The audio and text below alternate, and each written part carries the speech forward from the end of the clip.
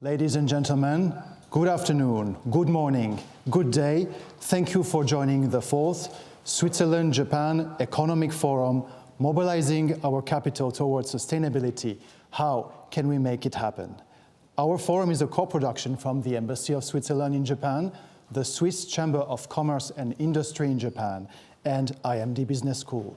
My name is Jonas Pulfer. I'm the head of communication here at the Swiss Embassy, and I have the pleasure to act as Master of Ceremony for the day. 皆様、本日はスイス日本経済フォーラムにご参加いただきまして誠にありがとうございます。フォーラムの司会を務めさせていただくスイス大使館広報文化部長のジョナス・プルワーと申します。どうぞよろしくお願いします。当フォーラムでは同時通訳をご用意しておりますので、通訳をご利用される場合はZoom 画面下部に表示されている通訳ボタンをクリックして希望言語を選択してください。Before we jump into the discussion, just a few housekeeping items.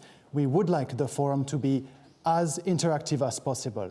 Please do not hesitate to ask questions at any time using the Zoom Q&A function. We will also be conducting some polls on different topics, and we look forward to receiving your opinion. Without further ado, to open the 2021 Switzerland-Japan Economic Forum, it is my pleasure to introduce the Ambassador of Switzerland to Japan, Dr. Andreas Baum, for some introductory remarks. Ambassador, the floor is yours. Ladies and gentlemen, good afternoon to our guests joining us from Japan and the region. Good morning to our guests joining us from Switzerland. It is a pleasure to speak to you today from the Swiss residence in Tokyo. Welcome to this 4th edition of the Switzerland-Japan Economic Forum. Imagine an overall loss in global economic value of 14% by 2050. According to a recent study by Swiss Re, this is what we must expect if we do not meet the 2050 net zero emissions targets.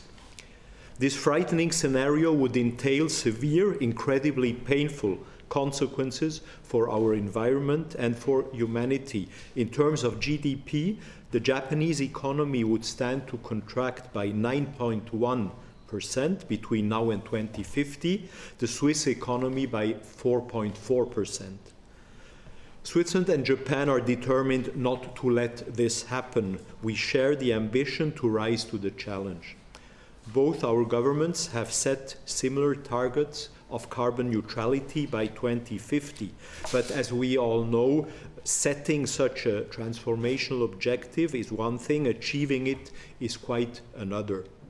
Switzerland and Japan agree the financial sector is crucial in facilitating this transition of our economies.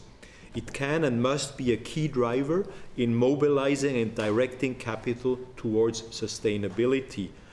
Both Swiss and Japanese companies already pursue sustainable finance as a path to business growth.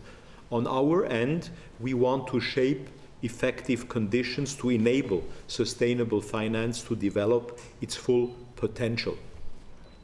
Bilaterally, Switzerland and Japan conduct a regular and long-standing financial dialogue.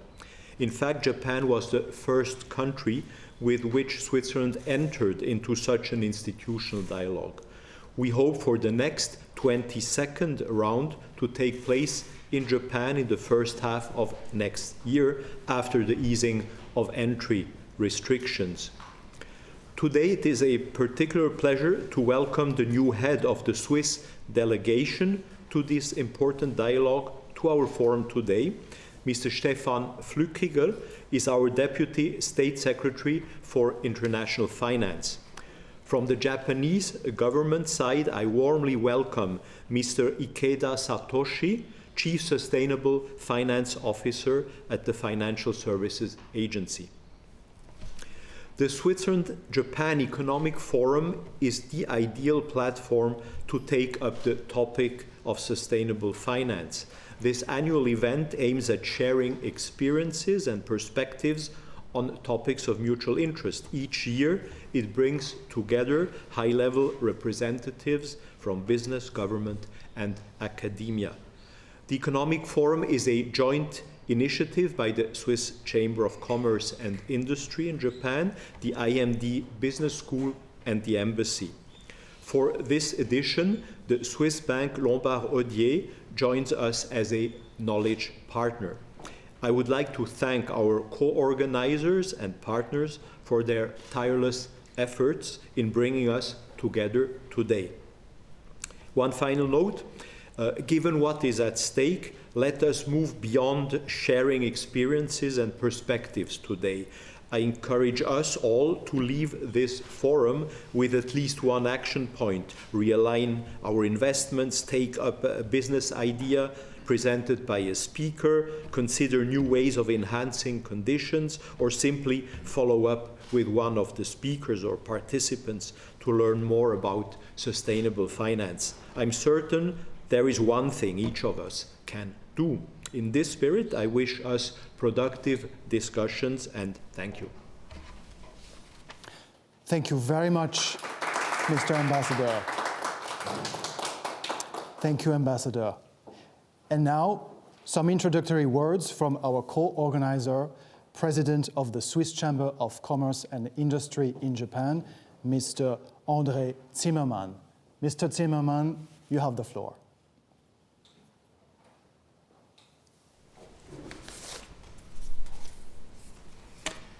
Dear ladies and gentlemen, minasan konnichiwa.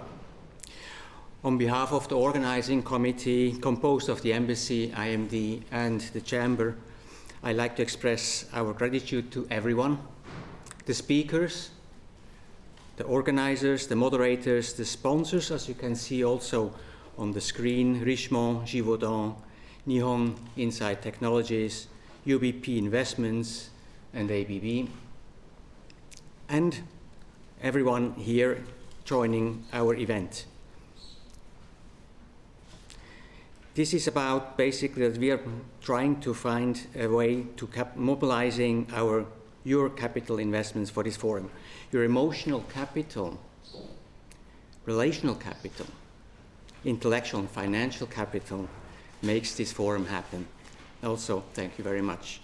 Also, a big thank you to our Ambassador Baum for making the embassy available for us for this event today. Thank you very much.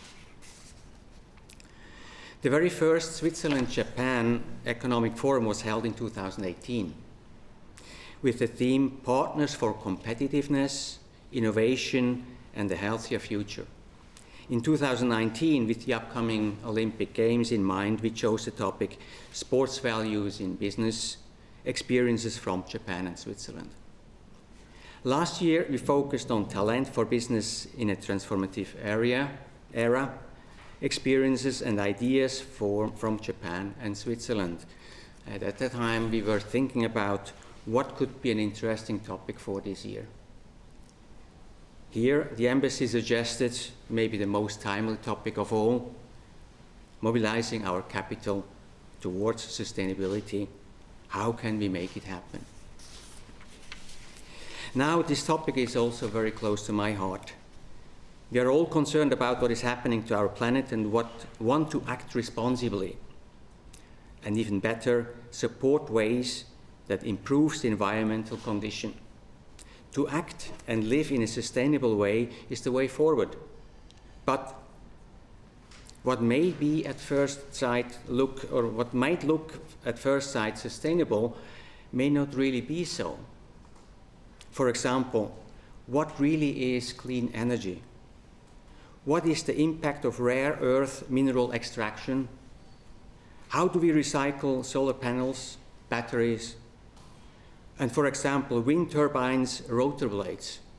How many of them, how often? Question after question. Acting responsible should be a given. Taking serious the 3 Rs, reduce, reuse, recycle, should be a given, but that is not enough. With the landmark Paris Agreement on climate change, a promising movement of carbon neutrality is taking shape. Japan's former Prime Minister announced ambitious targets of carbon neutrality by 2050 and a 46% reduction of the country's carbon footprint in 2030. This, of course, means that corporate Japan has to gear up its efforts on environmental, social, and government ESG matters to keep up. So, what could be better than teaming up with Switzerland? Here we are. Whilst at times it needs a little push, the challenges ahead do also pose a lot of opportunities.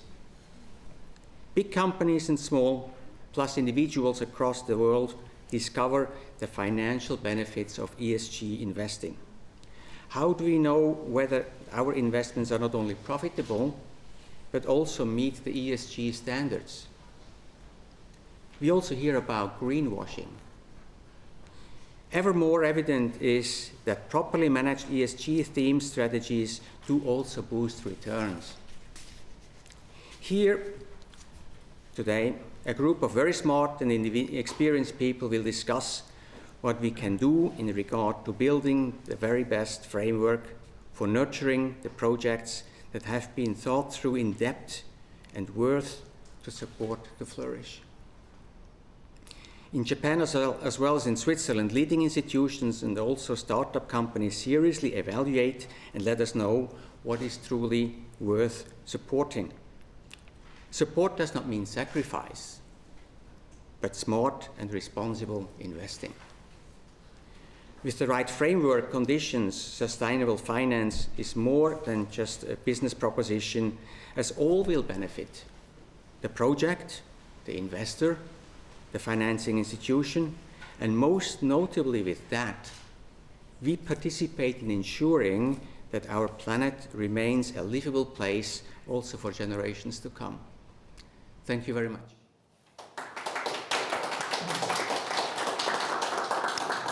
Thank you very much, Mr. Zimmermann. Time has come to welcome our keynote speaker, joining live from Switzerland, Senior Managing Partner at Lombard Odier Group and President of Swiss Sustainable Finance, Mr. Patrick Odier. Mr. Odier, good morning. Do you hear us? Good to see you. Thank you for being with us. I think you would like to share a video with us, and I suggest that we have first a look at it.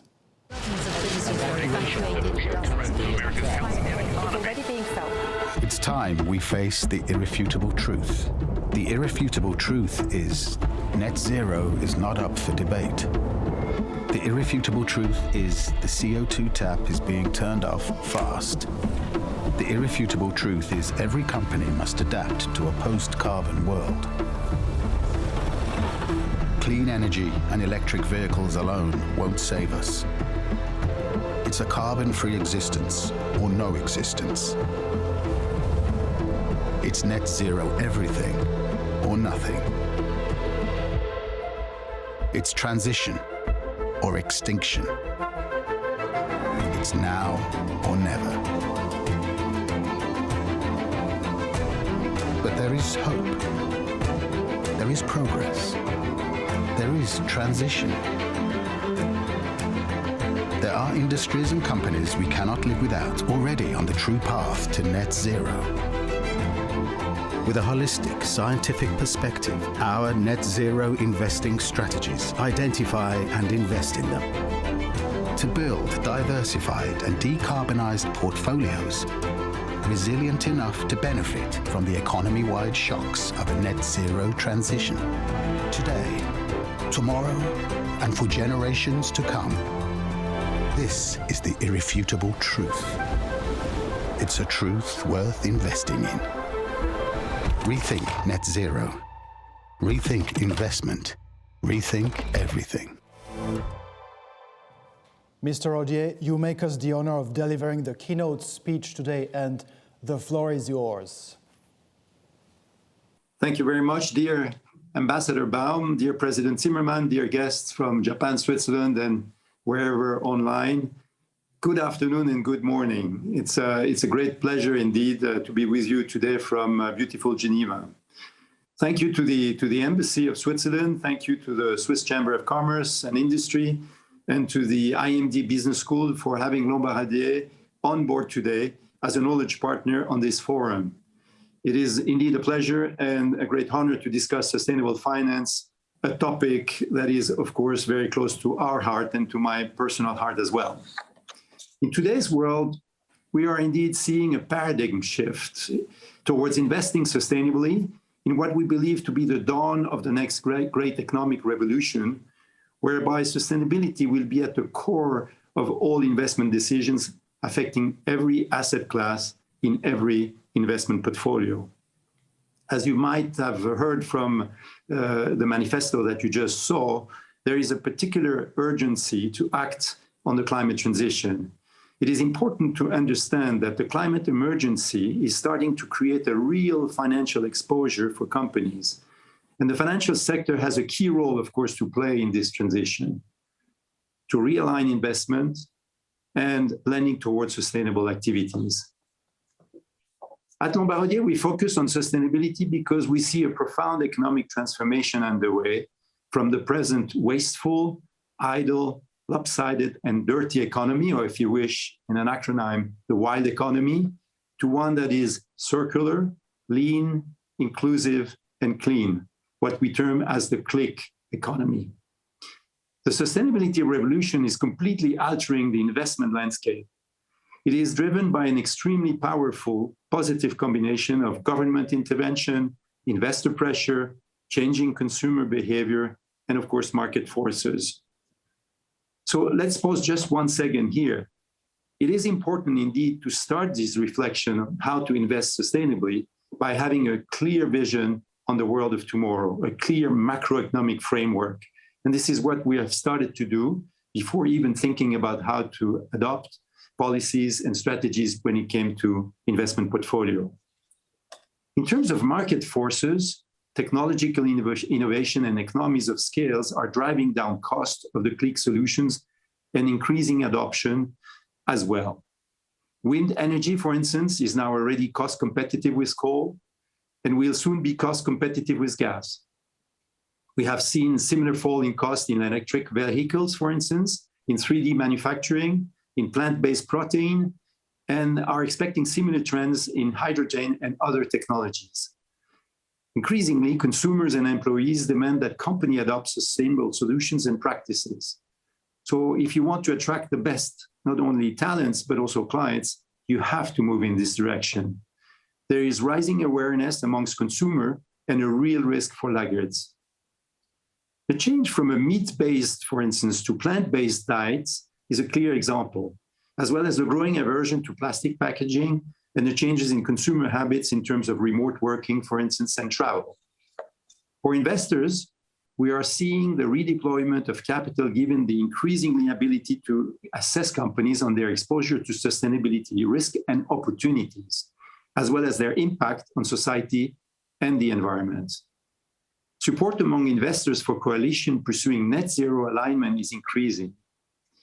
And through engagement and shareholder initiatives, such as Climate Action 100+, companies are feeling increasing pressures to decarbonize.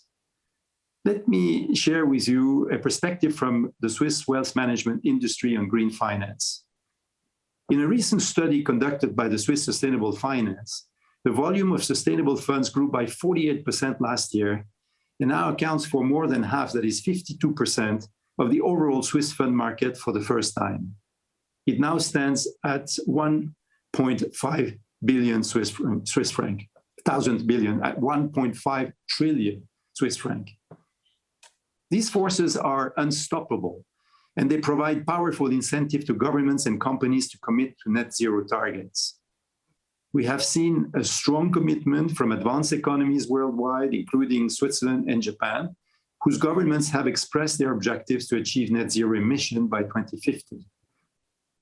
At the Leaders Climate Summit in April 21, Japan announced a new 2030, as it was recalled, domestic emission reduction target of 46% by 2030 from 2013 levels, with the possibility of additional measures to achieve a 50% reduction.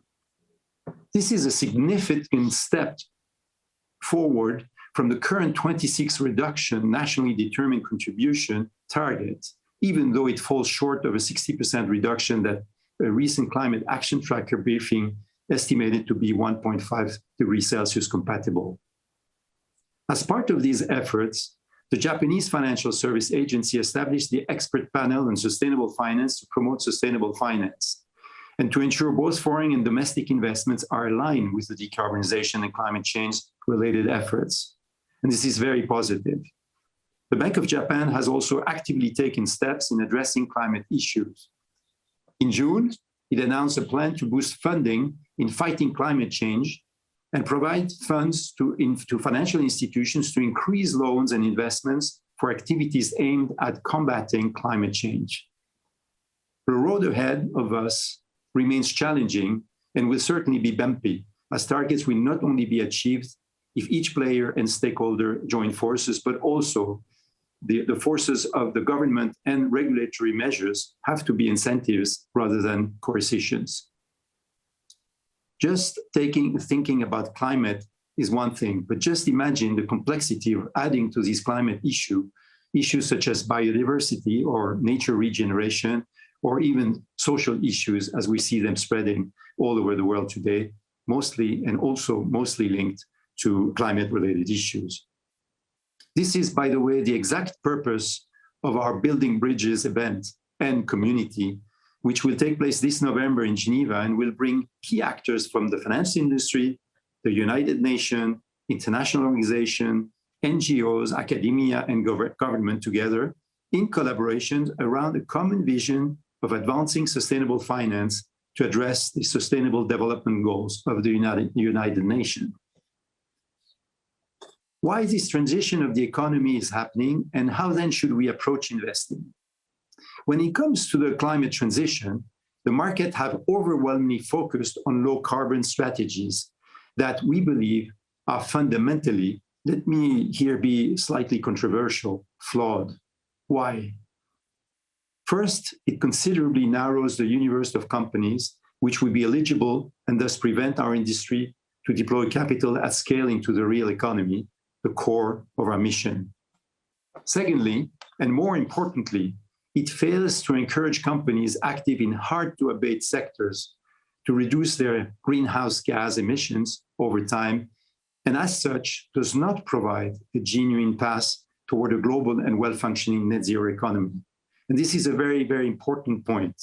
Let's not exclude companies that appear to be damaging from a nature and environmental point of view, but let's address their policies, engage, and monitor their progress if we really want to make the difference. We believe that it is especially true in a high-emitting, climate-relevant sector where most of the capital should be deployed. At present, industries such as steel and cement are highly emitting, for instance, but they will continue to be needed in the way we consume, in the way we develop our society. So we need cement and we need steel companies to invest in greener manufacturing processes to reduce their emission, because we need those industries to continue to develop their products and services. Starving them from capital at this point is not very helpful. So we need really to move away from an analysis focusing only on the shaming of companies that are highly emitting today, and instead embrace a more forward-looking perspective where we identify which companies are fit for the transition and which are not. As well as an asset manager, Lombard Odier has a fiduciary responsibility to its clients and investors. Specifically, our clients entrust us to expertly and prudently manage the risks and return of the investments we make on their behalf. Our conviction is that the transition to a sustainable economic model is critically important and a critically important driver of risks and return in financial markets. As a result of our fiduciary duty, we have put sustainability at indeed the very center of what we do. We have sought to act as responsible entrepreneurs and stewards of capital. Therefore, we strive to approach sustainable investment by systematically rooting our thinking in scientific evidence tailored to regenerate or generate investment performance. And I think this is, by way of message, extremely important to realize that while this macroeconomic framework I was describing before is necessary to see in which direction the world is moving and we want to invest, the facts and the reasoning behind any judgment have to be science-based and therefore remain complex. As early skeptics about the value add of our traditional ESG metrics, we have built substantial capabilities and expertise to conduct fundamental sustainability research so that we can invest in companies that are in this transition. To understand how well companies are aligned to the transition, we have adopted a forward-looking perspective to understand both the scale of the problem facing a company today, let's take, for instance, the carbon footprint, and the roadmap for its industry and how quickly the company is transitioning. So the scale of the problem and the direction the industry as well as the company take in the longer run towards achieving the 2050 Sustainability Development Goals. One capability that we have developed in our proprietary temperature alignment methodology, which allows us to assess the alignment of companies to different levels of global warming and the objectives of the Paris Agreement. Again, analyzing over 160 industries or industrial activities in the world, trying to see in which direction the current models lead, and trying to see how these industries will take commitments to orient themselves towards reaching the net zero is of utmost importance to us, because from these curves or journeys, we will be able to adopt the right positions in our portfolios when analyze companies versus their trends in their respective sectors. Rather than merely assessing a company footprint today, hence, it considers the rate at which this company may be transitioning and how well aligned that transition is to the objective of the Paris Agreement. Another interesting concept, to my view, that was developed by Lombard Odier is the one that we refer by the climate value impact, which really quantifies how companies are positively or negatively exposed to the climate transition from here, a financial point of view, i.e. what is the impact of these changes of paradigm from a financial point of view to the company.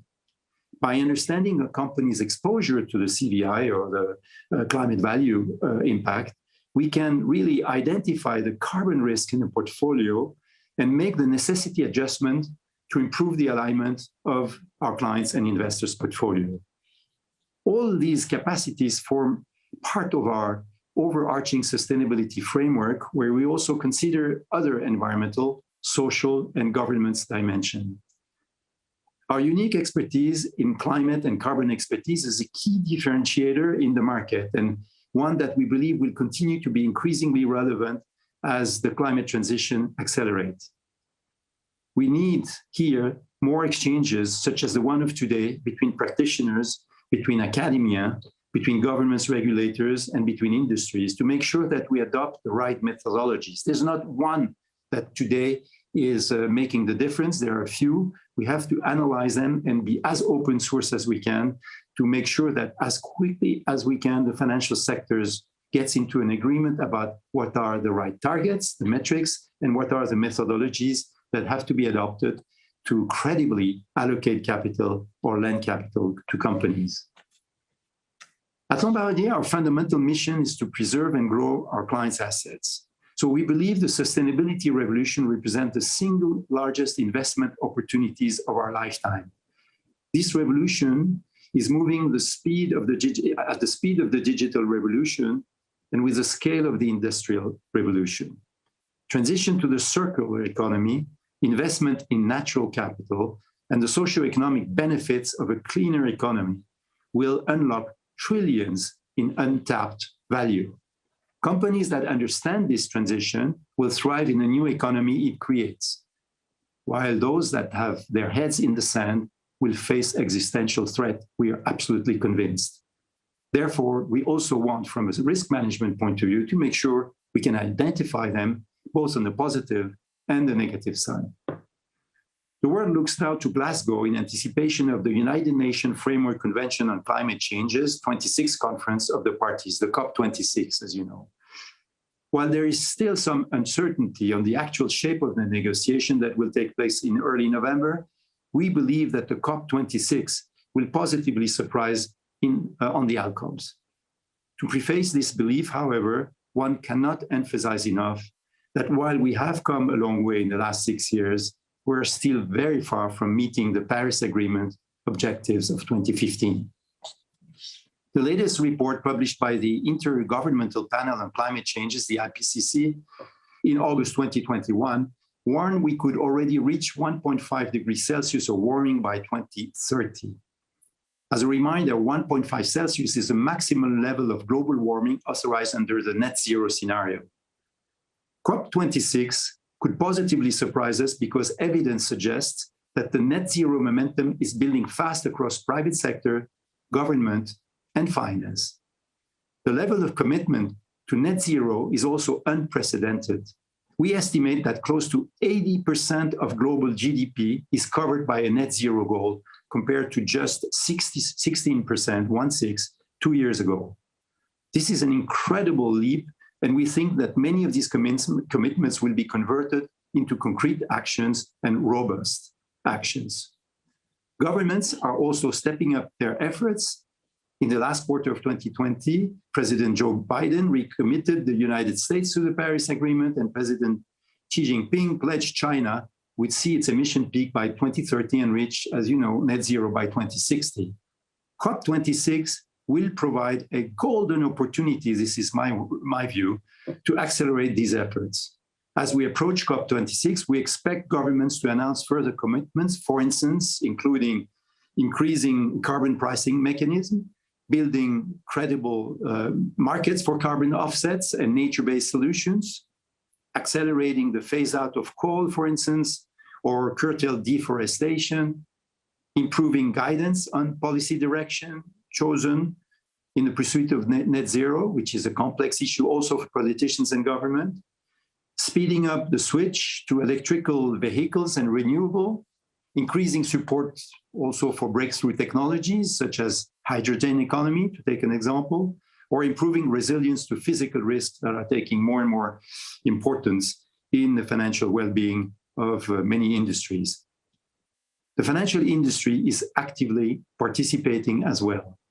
Among central banks, we have already seen the European Central Bank and the Bank of England set the tone on how to revise collateral frameworks and monetary policy operations to be consistent with climate objectives. We also expect greater consensus to be reached on what alignment to the climate transition means for financial institutions, building on work by the Task Force on Climate-Related Financial Disclosures, the famous TCFD, the COP26 presidency, and of course others. The TCFD has already undertaken an extending review of temperature alignment methodologies, as I mentioned earlier. We expect a dedicated working group under the COP26 presidency to take up this critical work, which will provide an essential complement to binary taxonomies that serve more narrow objectives. In other words, we have to add to the current taxonomies frameworks, which basically take pictures on what the situation of an industry or company is, to move to a film showing the sequences that will take place and the direction that this overall journey towards a net zero economy will be. Lombard Odier will be present at the COP26 in Glasgow, and we will try to contribute to the discussions on topics relating to greening investment portfolios, deploying capital for transition, and deploying capital at scale in nature. For these to enable to attend the COP26 in person, of course, there will be many, we will be offering access to all of our events live in a digital format, because the discussion is really important, both on the supply, but also on the demand side. Today, we are happy to learn from a Swiss and Japanese perspective about what shapes our transition towards net zero and achieving sustainable finance. This being said, as long as a large part of the real economy is not on the right decarbonization trajectory, deploying capital with a net zero mindset will remain a vast challenge. In fact, those of us signing up to the industry net zero alliances need to carefully consider the strategy they will follow to deliver on these commitments. At Lombard Odier, we believe investing in a net zero mindset is about managing climate-related financial exposure in our client portfolios. By addressing these climate and carbon risk, we safeguard future return, participate in the upside, and further support the realignment of Main Street capital to the transition and to the net zero economy. May I conclude with our own views on the question raised by this forum? How can we make the mobilization of capital towards sustainability happen? Ladies and gentlemen, when more investors worldwide recognize that investing in a net zero economy actually contributes to performance, which is, of course, our core investment convictions, as I mentioned, that is when the many billions and trillions needed to finance the transition will really be mobilized.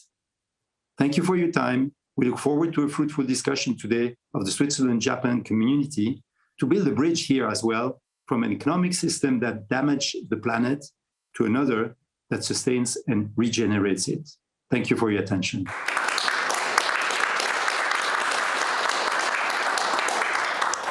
Mr. Odier, thank you very much for this extremely insightful and powerful account of the great transition that lies ahead of us. I believe you perfectly laid the ground for the upcoming discussions. So, how can we realign market value with human, environmental, and social values? This is one of the questions we will explore from the perspective of government and the academia in our first panel. Before we dive into it, we want to hear from you with the following poll. Please vote so that we can listen to your opinion and shape the discussion onward. How important is sustainability in your organization? Very important, somehow important.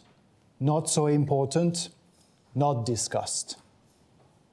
Let us know. It's a great way also for our panelists to take the temperature and to shape the conversation. It is now my great pleasure to introduce the three speakers of our first panel, Shaping Effective Framework Conditions, Ambitions and Roadmap.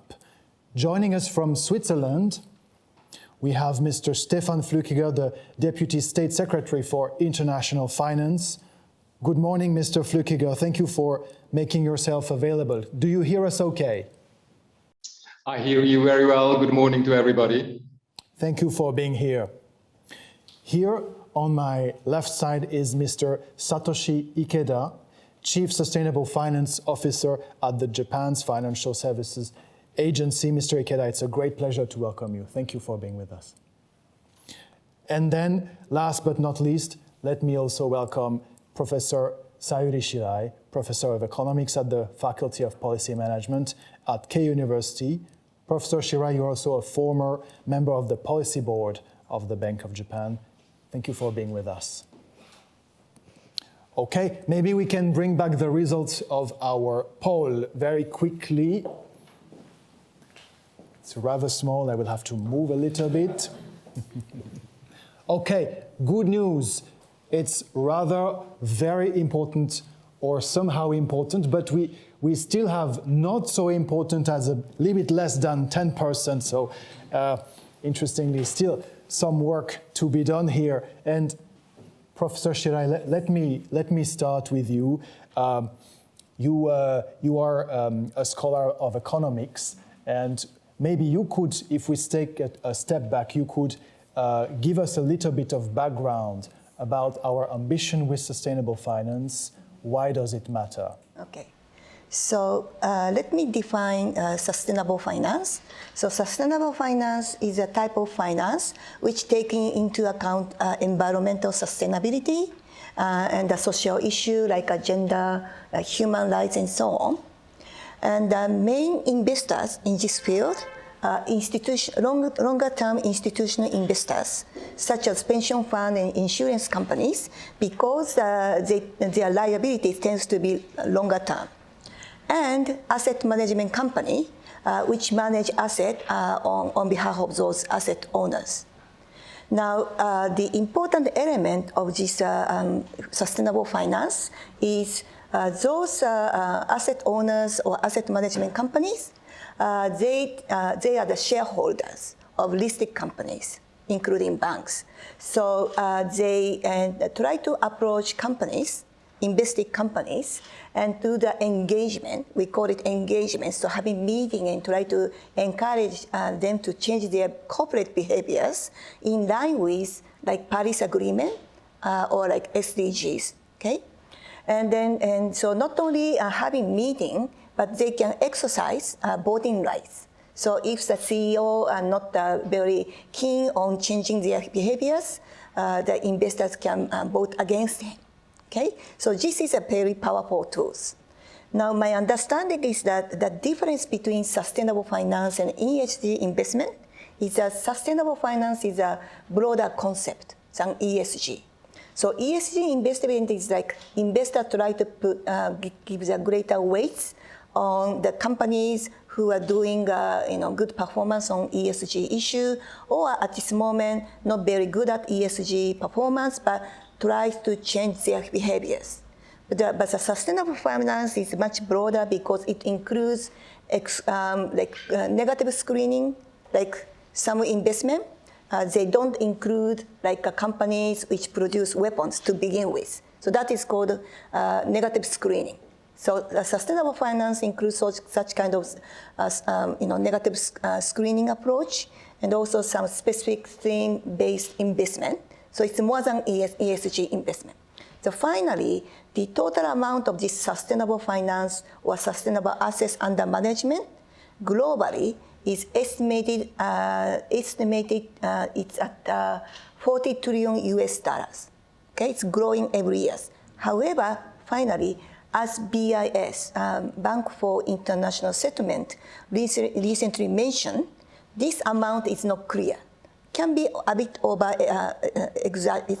overestimated because there is no clear definition about sustainability and greenness. Okay? So, okay, the words, we hear them and we read them a lot, but actually there's still debate, no real consensus on the definitions. Okay, thank you very much. Okay, I would like now maybe to dive a little bit into the policy frameworks. And maybe I would like to start with you, Mr. Deputy State Secretary. Can you maybe lay out for us the Swiss approach to sustainable finance, the current status, but also give us some visibility into the roadmap going forward? Well, first of all, Mr. Ambassador, dear Andreas, dear Patrick in Geneva, and dear colleagues, particularly to our friends in Japan, good morning from Switzerland and from the State Secretariat of International Finance. Sustainable finance has really become one of the major topics now. It is truly, just as Patrick has said, a revolution that is underway. There is now, I think there's not a week when we not speak on this important topic. And so I'm truly honored to be part of this panel with such distinguished guests. I would also perhaps take this opportunity to say thank you to Satoshi for the fantastic and fruitful cooperation that we have as co-chairs in the International Platform on Sustainable Finance working group on the disclosures. Switzerland really truly welcomes this cooperation and the experience in this and other international fora where we are active. Now, you asked for the Swiss approach to sustainable finance and our ambitions. The Federal Council, our government, sees sustainable finance really as a great opportunity for the Swiss financial center and as a relevant competitive factor in sustainable growth. And I think, the Federal Council has made a clear objective. Our goal is that Switzerland should become one of the leading global financial centers for sustainable finance. Now, therefore, we need to shape the framework conditions. And we do this in a way, firstly, the competitiveness of the Swiss financial center is continuously improved. So it's a business proposition. And secondly, the financial sector can really make an effective contribution to sustainability in line with the UN's 2030 agenda. So it's doing well by doing good. Perhaps 3 short points of how we go about it. The first has been mentioned already by Patrick. The most important focus that we have is to establish a carbon price. Well-functioning financial markets adapt to real economic conditions and their changes. So if, for example, activities with high carbon emissions become over time less profitable and riskier through the use of climate policy instruments, this makes them more expensive to finance. And good financial market regulation ensures that financial market players can correctly assess the long-term financial risks and reflect them in the price. In my opinion, a uniform and sufficiently high global carbon price would make most non-market-based regulations on climate superfluous. Switzerland is a world leader, actually, in this area. Although there is still a need for further action, the gap to the carbon price, the Paris objective, which is necessary to achieve the Paris goals, is the smallest internationally. Second point, very important on transparency. Let me turn to our work in this field. We follow here a market-based approach where we regulate only when we see market inefficiencies. When creating this transparency, it's important to follow closely the international standards for various reasons. There is good news here. The Task Force for Climate-Related Financial Disclosures, the TCFD, also already mentioned, and its recommendations are picking up speed. And it looks as if a standard is being created here that is generally accepted by various financial centers, the real economy, but also in the political discussions. They enjoy broad approval from companies in the financial world and real world economy in Switzerland. And with a different hat, I'm the finance deputy in the G20. And TCFD there also sort of emerges as a common standard where we move to. We also need transparency on sustainability risk and impact at the level of financial products. This allows investors to have an impact with their portfolio, and it prevents the phenomenon that everybody is talking about, the greenwashing. Anybody who markets a financial product, a consulting process, or the entire financial institution as sustainable should state clearly which criteria he or she is using. We see a strong need to further transparency that specifically focuses on achieving the alignment of financial flows with the Paris goals to help financial institutions achieve their pledges. And lastly, and that's for us a very interesting area, green fintech, the merging, the convergence of digital finance and the green policies. This is truly transformative.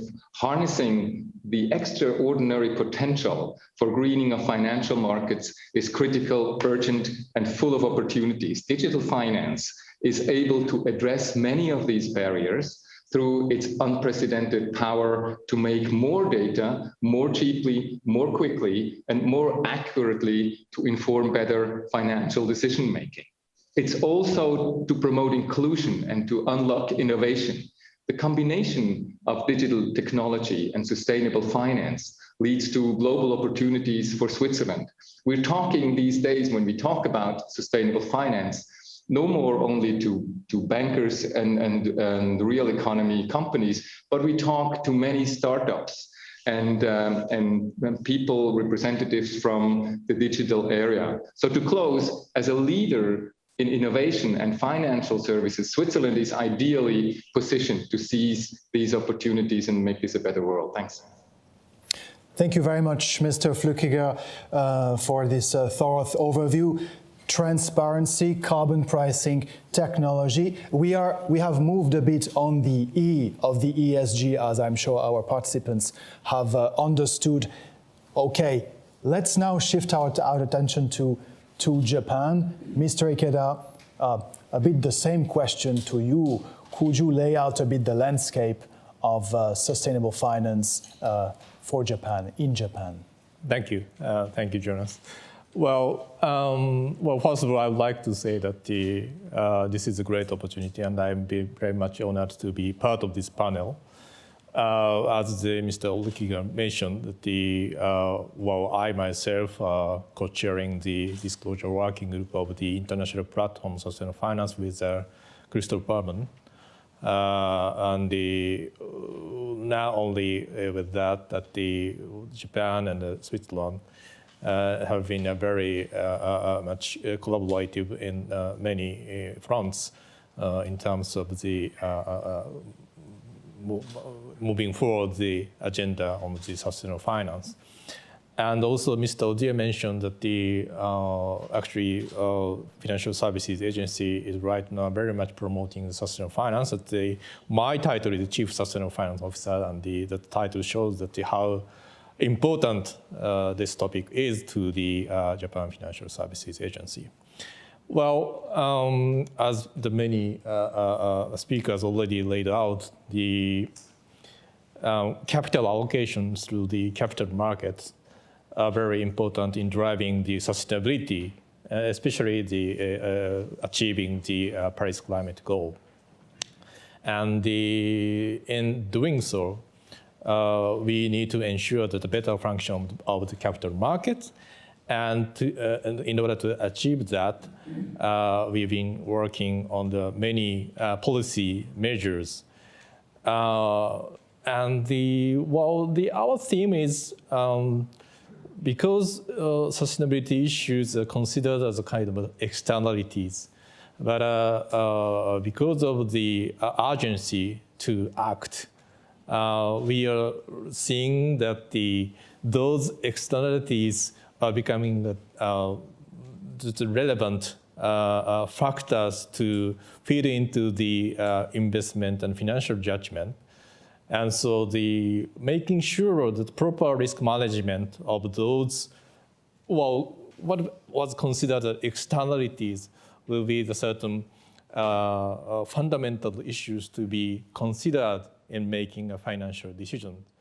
So in order to ensure that the disclosure on the related information on the sustainability is very fundamental for the financial participants to make a proper judgment. Also, risk management needs to be enhanced so that those issues are properly considered in making financial decisions.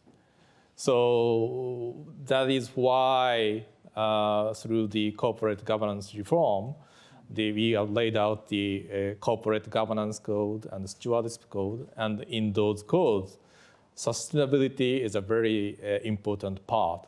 So we ask the institutional investor to look into the sustainability issue like climate change, and how the investee companies are doing in terms of their strategy and risk management. So institutional investors are encouraged to look into those things forward-lookingly so that they assess proper long-term corporate value.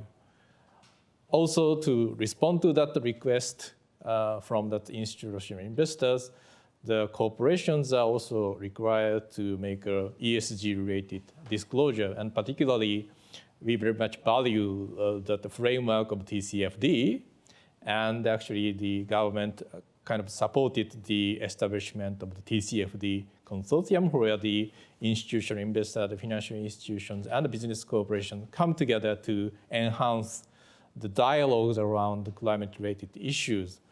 Actually, in the corporate governance code and the stewardship code, the constructive dialogues between institutional investors and business corporations is a key concept.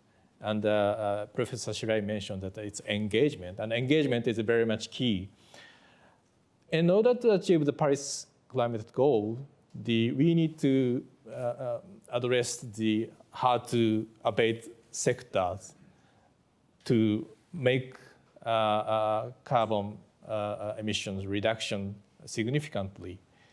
And to do that, the institutional investors and financial institutions need to be engaged with those companies in those sectors. So in assisting such dialogues, we have developed the transition finance guidelines aligned with the International Capital Market Association's Climate Transition Finance Handbook. And also, we are right now working on the developing a certain roadmap for the hard-to-abate sector like steel, chemical, cement, oil and gas. For those sectors, they need to adapt certain technologies to achieve the net zero in coming decades.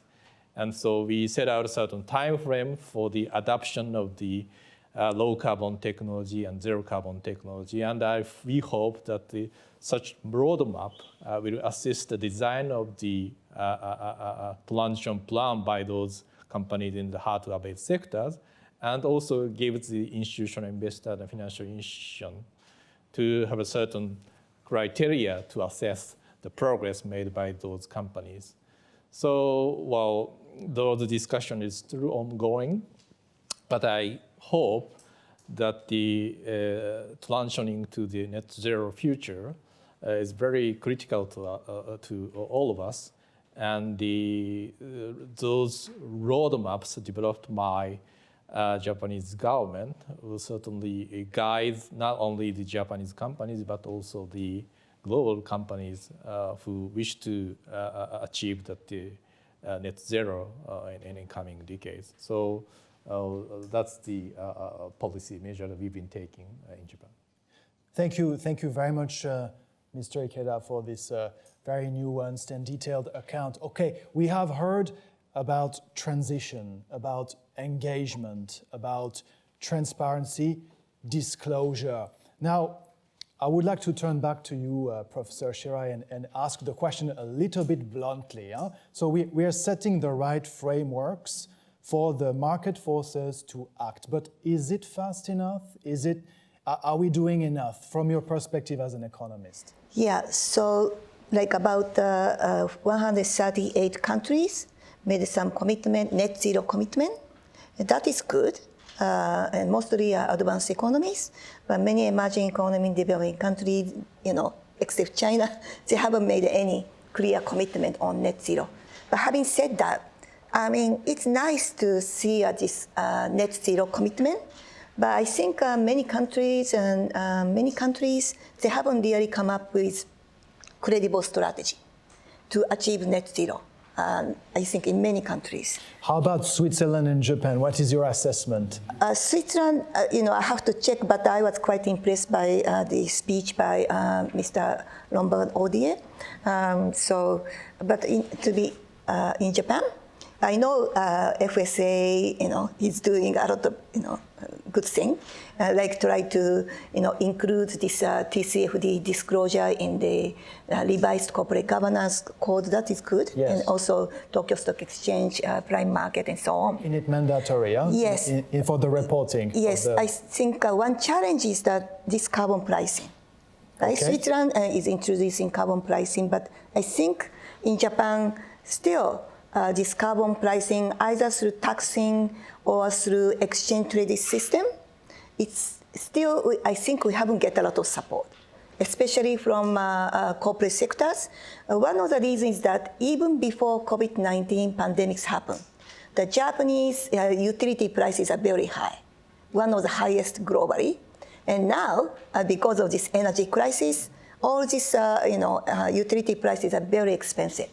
So given this situation, it's quite challenging for the Japanese companies. They are competing with many Asian and many companies. And then meanwhile, these utility prices are going up. This certainly increase their production cost. So there is, I think, a lot of anxiety among corporate sectors about this, this carbon pricing and so on.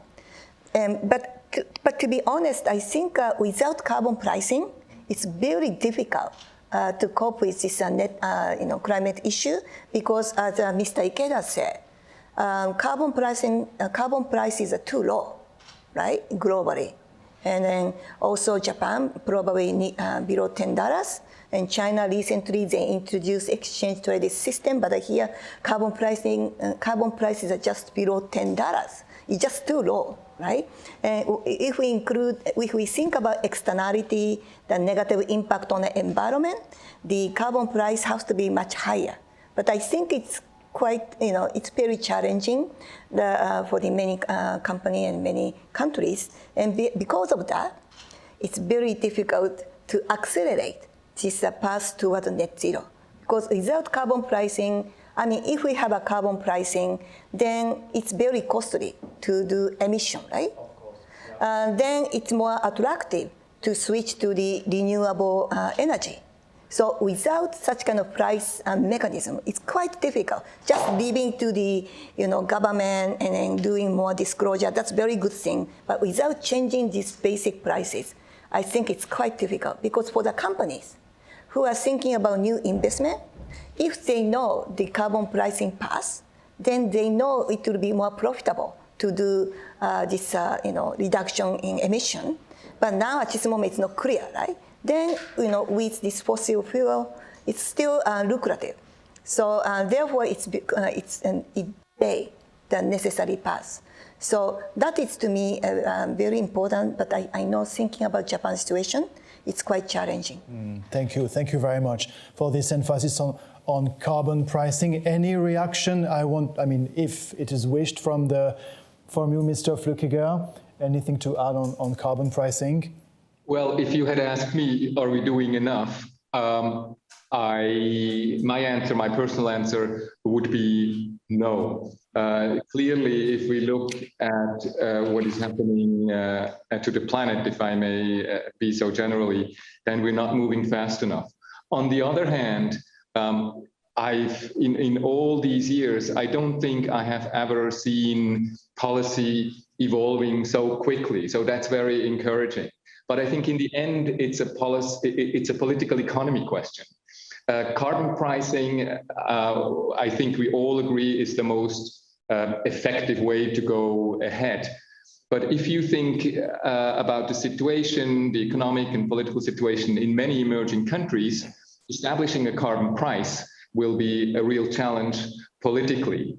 And there are presently discussions on the way on this level on how, even if a government in a large emerging countries wants to establish a higher carbon price, there you move into the questions, okay, what effect does it have on the labor market, on workplaces? What effect does it finally have on consumer prices? And so I think there will be also a new sort of mixed mechanism. There you clearly, you talked about ESG. We can move on E, but it will have an effect on S or G. So there is a trade-off here. Yeah, the social impact of change. Thank you very much. I'm sorry, Mr. Ikeda, we have to move on. I would have loved to hear from you, but let us move on. I would like to first remind our audience to ask questions through the Q&A function. Don't hesitate.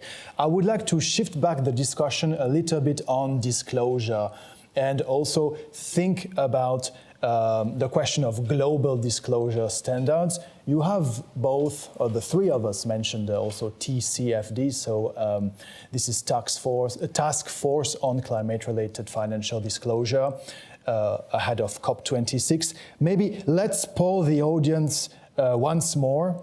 Do we need global disclosure standards? You can vote yes or no. Once again, it's a bit of a blunt question to activate the conversation.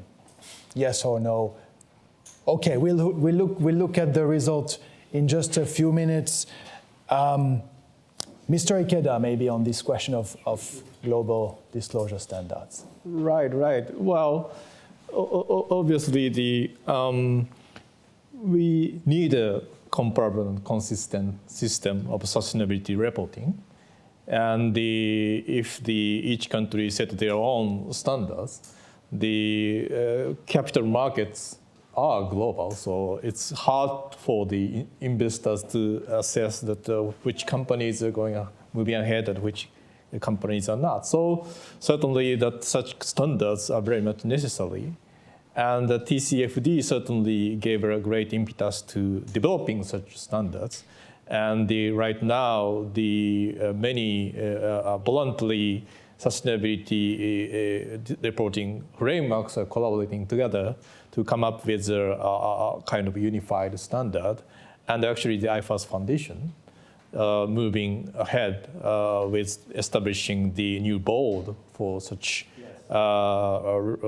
developing a reporting standard. So we are moving in a very much good direction, and really Japanese government is supporting that move.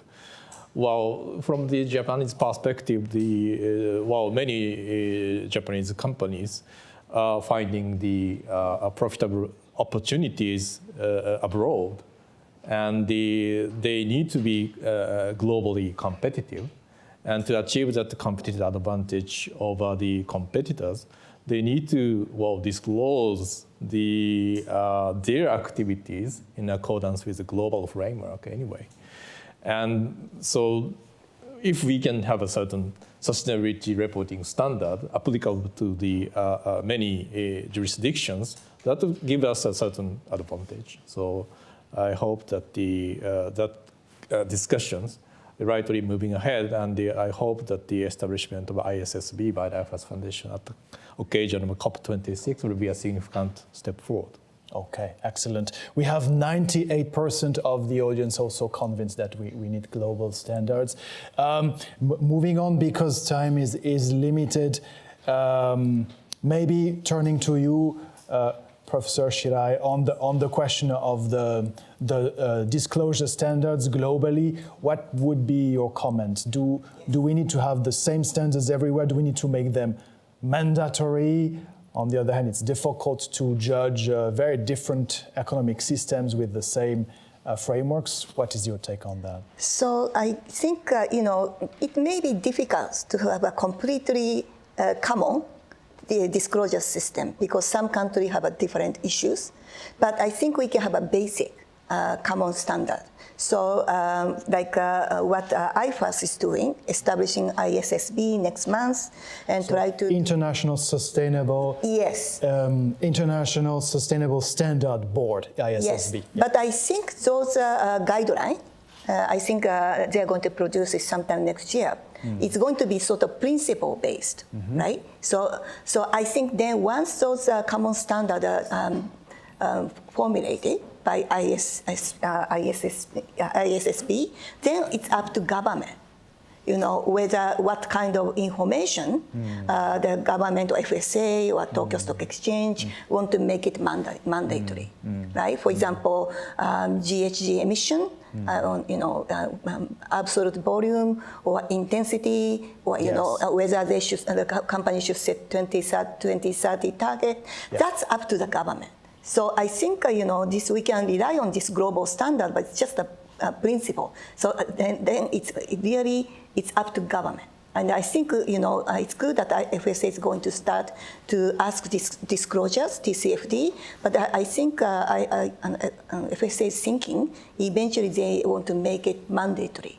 So we can start with the very big companies, but eventually it should be applied to all other listed companies and small medium enterprises. But additionally, what kind of data the company should disclose, and that is quite important. Yes. And then we would move into a kind of EU-like taxonomy, which is not really the approach from Japan and Switzerland, I feel, but this is a bit what you were suggesting. Taxonomy is very important because anyway we need definition, right? So I think there was a report produced by IPSF last month, and they look at all sorts of taxonomy globally, and I think the taxonomy can divide it into three. So one is the EU taxonomy and now include social taxonomy, transition, and so on. The second one is China's approach, also quite stringent green bond sort of taxonomy. And the third one is based on sort of a green bond principle-based approach like Japan is doing.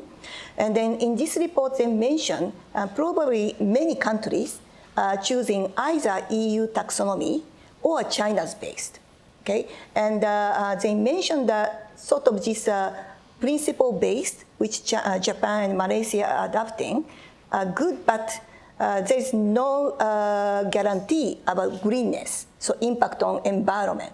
So if the Japan and the other country are adopting sort of based on ICMA's approach, maybe they need to do additional more and giving more, requirement about the impact on environment. So, thank you very much. Thank you so much. Okay, we are, of course, short with time. Maybe Mr. Flückiger, if you have a reaction on the question of, let's say, a little bit more box-ticking kind of disclosure, please share it with us. And I immediately add another question, maybe to finish the panel. Could you maybe share a few perspectives on how you would look at the cooperation between Japan and Switzerland on the topic of sustainable finance? Mr. Flückiger. Yeah, and let me try to be short. This was very encouraging discussions. One important underlining on the issue of taxonomy, I would like to mention, just as Patrick Odier has pointed out, currently taxonomies like the EU taxonomy do not cover this need to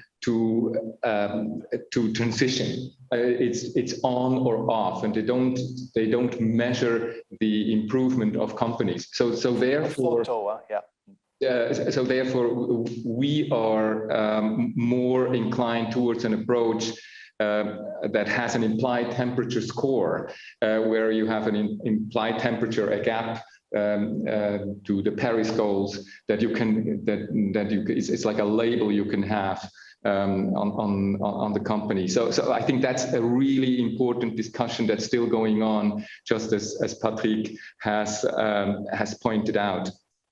And the other thing is we really need to get the large companies on board. That's I would say a relatively small group that are responsible for a lot of the climate, the CO2 emissions. And I should also mention that Switzerland, we talked about the international sustainability standards for the ISSB. Switzerland handed in a candidacy for Geneva as the European regional hub for the ISSB, and we hope we stand a good chance to get the approval.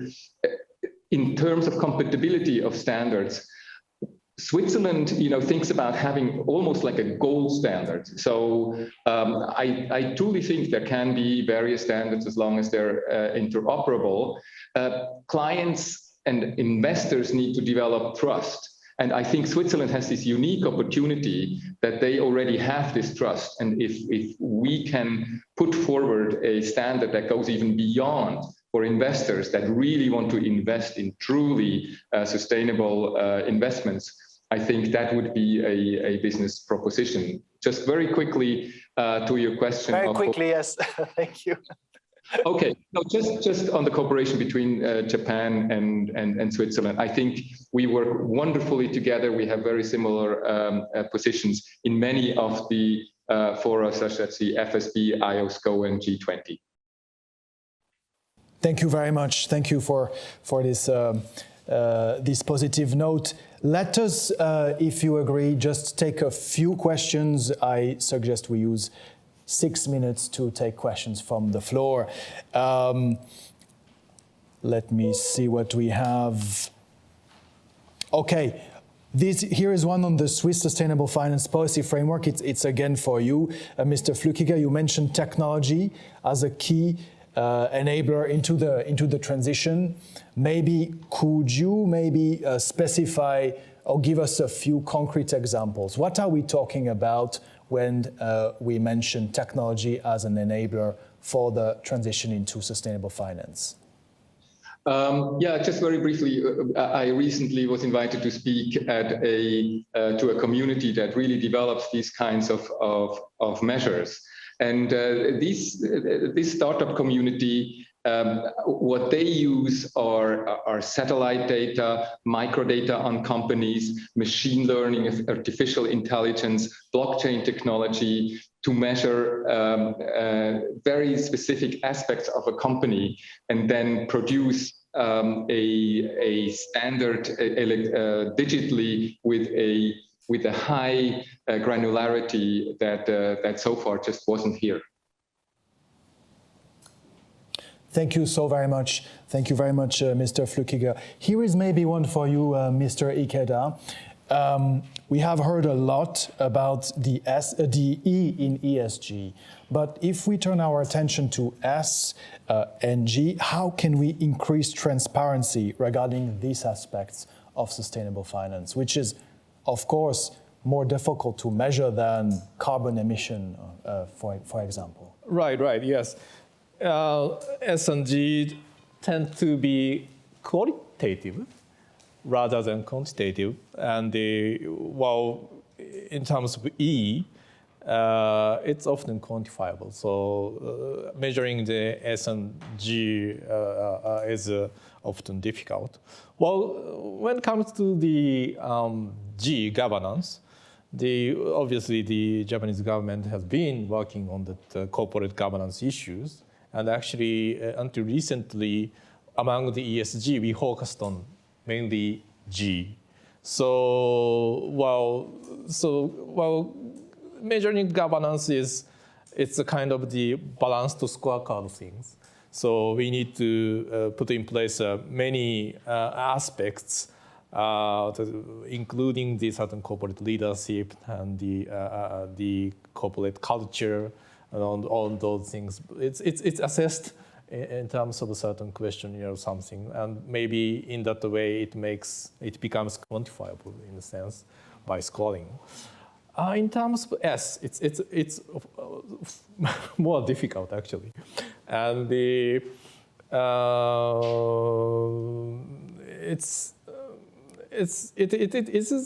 is measured against certain standards or human rights things, or inequality things, or gender things. Those things are not in itself quantifiable. But if we can agree on certain standards to measure those progress, we can put it in a certain score, and we can compare the companies in their achievements. So we believe that we need to agree on certain scores if we want to make it comparable. But difficulty is that many countries have their own preferences, and to agree on certain global comparable measures, that is a challenge. So I think that the things on the S continue for the time being to be qualitative. But I believe that for example, the IFRS Foundation, when developing certain sustainability reporting standards, they may dive into that social areas in the end. So if that discussion happens, that's going to be a very interesting one. Thank you very much, Mr. Ikeda. We have to close, actually. Do you want to make one last remark on the cooperation with Switzerland? Sure. I would like to say that. Well, as Mr. Flückiger mentioned, that in terms of the climate issues, we share that the view that while taxonomy may be too static in a sense, it's just a snapshot of the current status. But in order to move forward to the Paris climate goals and the 1.5 degrees Celsius target, then we need to have a certain forward-looking metrics, and how to develop that is very much challenging. He mentioned that the temperature rise indicator, and I mentioned that the certain technology-based roadmap, but in the end that we hope that we can find a certain common ground to develop such metrics in the future. Thank you very much. Measuring transition is definitely the challenge forward. I feel we have, of course, just scratched the surface of the debate, but we are limited by time. So I would like to thank you again very, very much, the three of you. Professor Shirai, Professor of Economics at the Department of Policy Management of Keio University. Thank you very much for joining us today. Maybe we can... Mr. Ikeda, the Chief Sustainable Finance Officer at JSA. Mr. Ikeda, thank you so much for having been with us today as well. And joining us live from Switzerland, Deputy State Secretary for International Finance of Switzerland, Mr. Stefan Flückiger. Also, a big thank you for making time and joining us this morning for you in Switzerland. Ladies and gentlemen, thank you. We will take now a not 15, rather 10 minutes break, and reconvene at 5:30. Thank you. See you soon for the second part of our economic forum.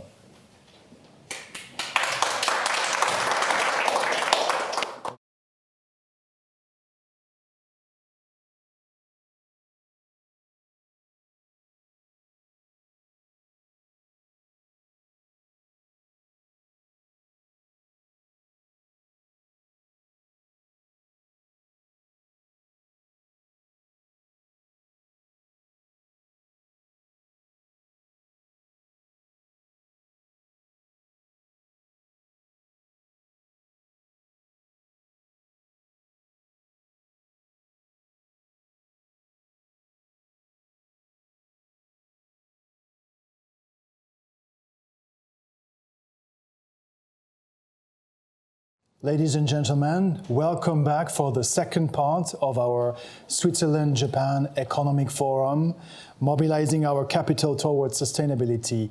How can we make it happen? For our second panel, titled Is ESG a Path to Business Growth and Financial Return? I have the pleasure to introduce Mrs. Sema Bayat, Head of Private Banking at Lombard Odier Japan, who will be acting as the moderator for this panel. Sema, the floor is all yours. Thank you, Jonas. Good afternoon and good morning to all our audience. As heard earlier, there is a greater urgency to identify and finance solutions to the major challenges that our planet, our communities, and our ecosystem are facing. From institutional investors to individuals, the opportunity to make a positive impact with capital has never been more attractive. In this session, our panelists will give us some insights on this fundamental question: is ESG the path to business growth and financial return? They will walk us through 4 sections. Firstly, what does ESG mean? And how is it redefining the scope of allocation of capital to companies? Secondly, can we do good and do well when mobilizing capital efficiently? Thirdly, how sustainability framework is driving changes on company business practices and models? And finally, what is the role of technology to make these changes happen? Before I will introduce our panelists, I would like to turn to the audience for a quick poll, really to have a feel. So the question is, how important is the role of allocation of capital from financial institutions and investors to guide businesses towards a more sustainable path? Not important. Capital should first be allocated to the most profitable companies, regardless of their sustainable path. Slightly important, businesses should first focus on their financial robustness and then only deal with any other challenges. Very important, businesses without any clear plans to deal with the sustainability challenges will not survive. While I let the audience to look into this question, I'm very, very honored today to welcome our distinguished panelists. So I would want to first welcome Bertrand, live from Geneva. Thank you, Bertrand, for joining us. Good morning. Bertrand is the co-founder and CEO of Impact, a collaborative platform that uses collective intelligence to produce analysis and scores on the impact that businesses have on the planet and society. Think of it as the Wikipedia of impact investing. Welcome, Bertrand. I'm just checking the sound, Bertrand. Can you hear us? Perfect. I can hear you Thank perfectly. you. Can you hear me? Yes, perfectly. All right. I'm very happy to be here. Good evening, everyone. Thank you. And here at the Swiss Ambassador's residence, we have Zuhair Khan, Managing Director and Senior Fund Manager with UBP Investment. Zuhair manages a market-neutral Japanese equity long-short strategy that uses corporate governance as its key metrics. Previously, as head of research and Japan strategies, his research focused on corporate governance reform, shareholder activism, and event-driven strategies. Welcome, Zuhair. Thank you, Sima. It's a pleasure to be here. Thank you very much. We have also with us Yumiko Murakami, the co-founder and general partner at Empower, the very first ESG-focused venture capital fund in Japan, with the goal to empower entrepreneurs who are providing tech-enabled solutions to societal challenges. Yumiko is the former head of the OECD Tokyo Center and very freshly appointed on the Prime Minister Kishida's advisory panel. Congratulations, Yumiko, and welcome on this panel. Thank you for having me.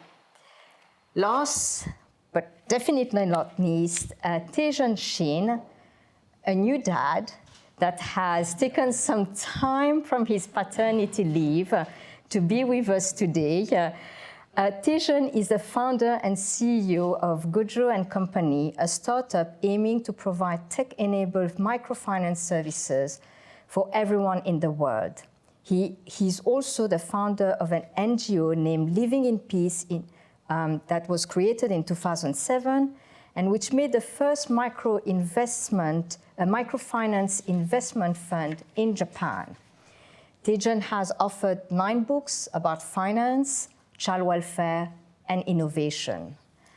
Thank you for joining us, Taejeon. Thank you for having me. Thank you. A warm welcome to our distinguished panelists. I would be very curious to have the answers from the first poll, the opinion of the audience, and I will need to come a bit closer, very closer, apparently. So very interestingly, we have 64% responding very important. Sustainability is a very important element, a 7% not important, and a 30% slightly important. I think it's a very, very interesting result that definitely sets the tone for this discussion. I will start with you, Bertrand, if I may. There's an increasing plethora of terms related to ESG, and maybe sometimes a lack of common understanding of what it really means. So may I ask you to start this discussion by defining what is this ESG, impact investing, sustainable finance, and all those? Sure, I'd be happy to try to do that. And as you rightly pointed out, it's not like there is any universal, commonly accepted definition of all of that. So this would be my own version. I think as the industry matured, those concepts are getting together, and more people are using them in a more consistent way. But you would still come across some players using those terms interchangeably. and we need to have some caution there. So I thought the best way of really understanding and having an overview is to look at history, because most of those terms developed over time. Actually, the very early days of responsible investing and sustainable investing dated back from the 19th century. At the end of the 19th century, some faith-based organizations, particularly in the US and in the UK, like the Mormons or the Quakers, turned to their asset managers because they wanted to align their portfolios with their values. And this is really how it started. At that time, we used to call this ethical investing, because the main focus was really on the morality of businesses. And these organizations, these religious organizations, they wanted to remove from their portfolios all companies that were active in pornography, in alcohol, in weapons, and the main approach was really negative, what we call negative screening, which is really about exclusion, right? I don't want to invest in some companies and some sectors, and this is how it started. And for many decades, actually, it remained the dominant approach in the industry, really used by a handful of people, and only focusing on negative screening. Then at the end of the 1980s, the idea came that removing the bad companies for a portfolio was not good enough.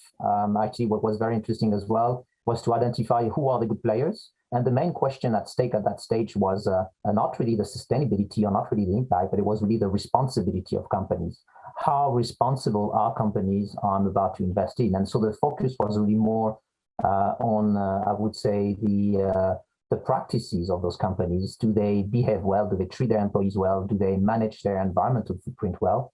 And this is where we started to develop all the so-called ESG scores, or environmental, social, and governance scores. This is where the positive screening approach was developed. So investing in the good guys rather than just excluding the bad guys.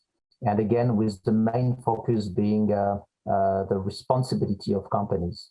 Then a bit later, probably at the beginning of the year 2000, started to the focus started to shift towards not just measuring the practices of the company, not just measuring the how, but also the what. Looking at the core business model of companies, where really the sustainability take place, and really trying to define what are the companies whose core business model is sustainable, is not generating those kind of negative externalities that would hinder its capacity to keep going year after year.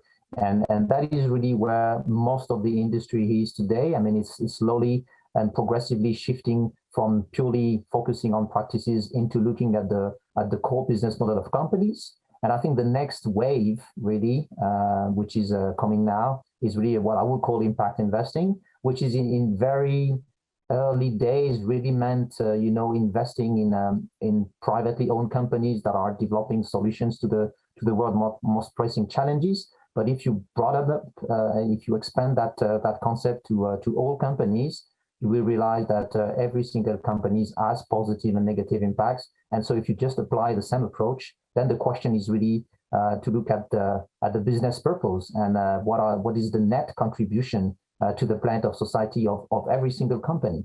So it's really about measuring all of their positive and negative contributions and trying to assess, at the end of the day, what are the companies that are moving the world in the right direction, and what are the companies that are getting us in the wrong direction. And this is about integrating that impact dimension into the core investment process. So what we need to understand is that, again, all of these terminologies keep evolving. It will take some time before the whole industry agrees exactly on what they put behind each of those terms.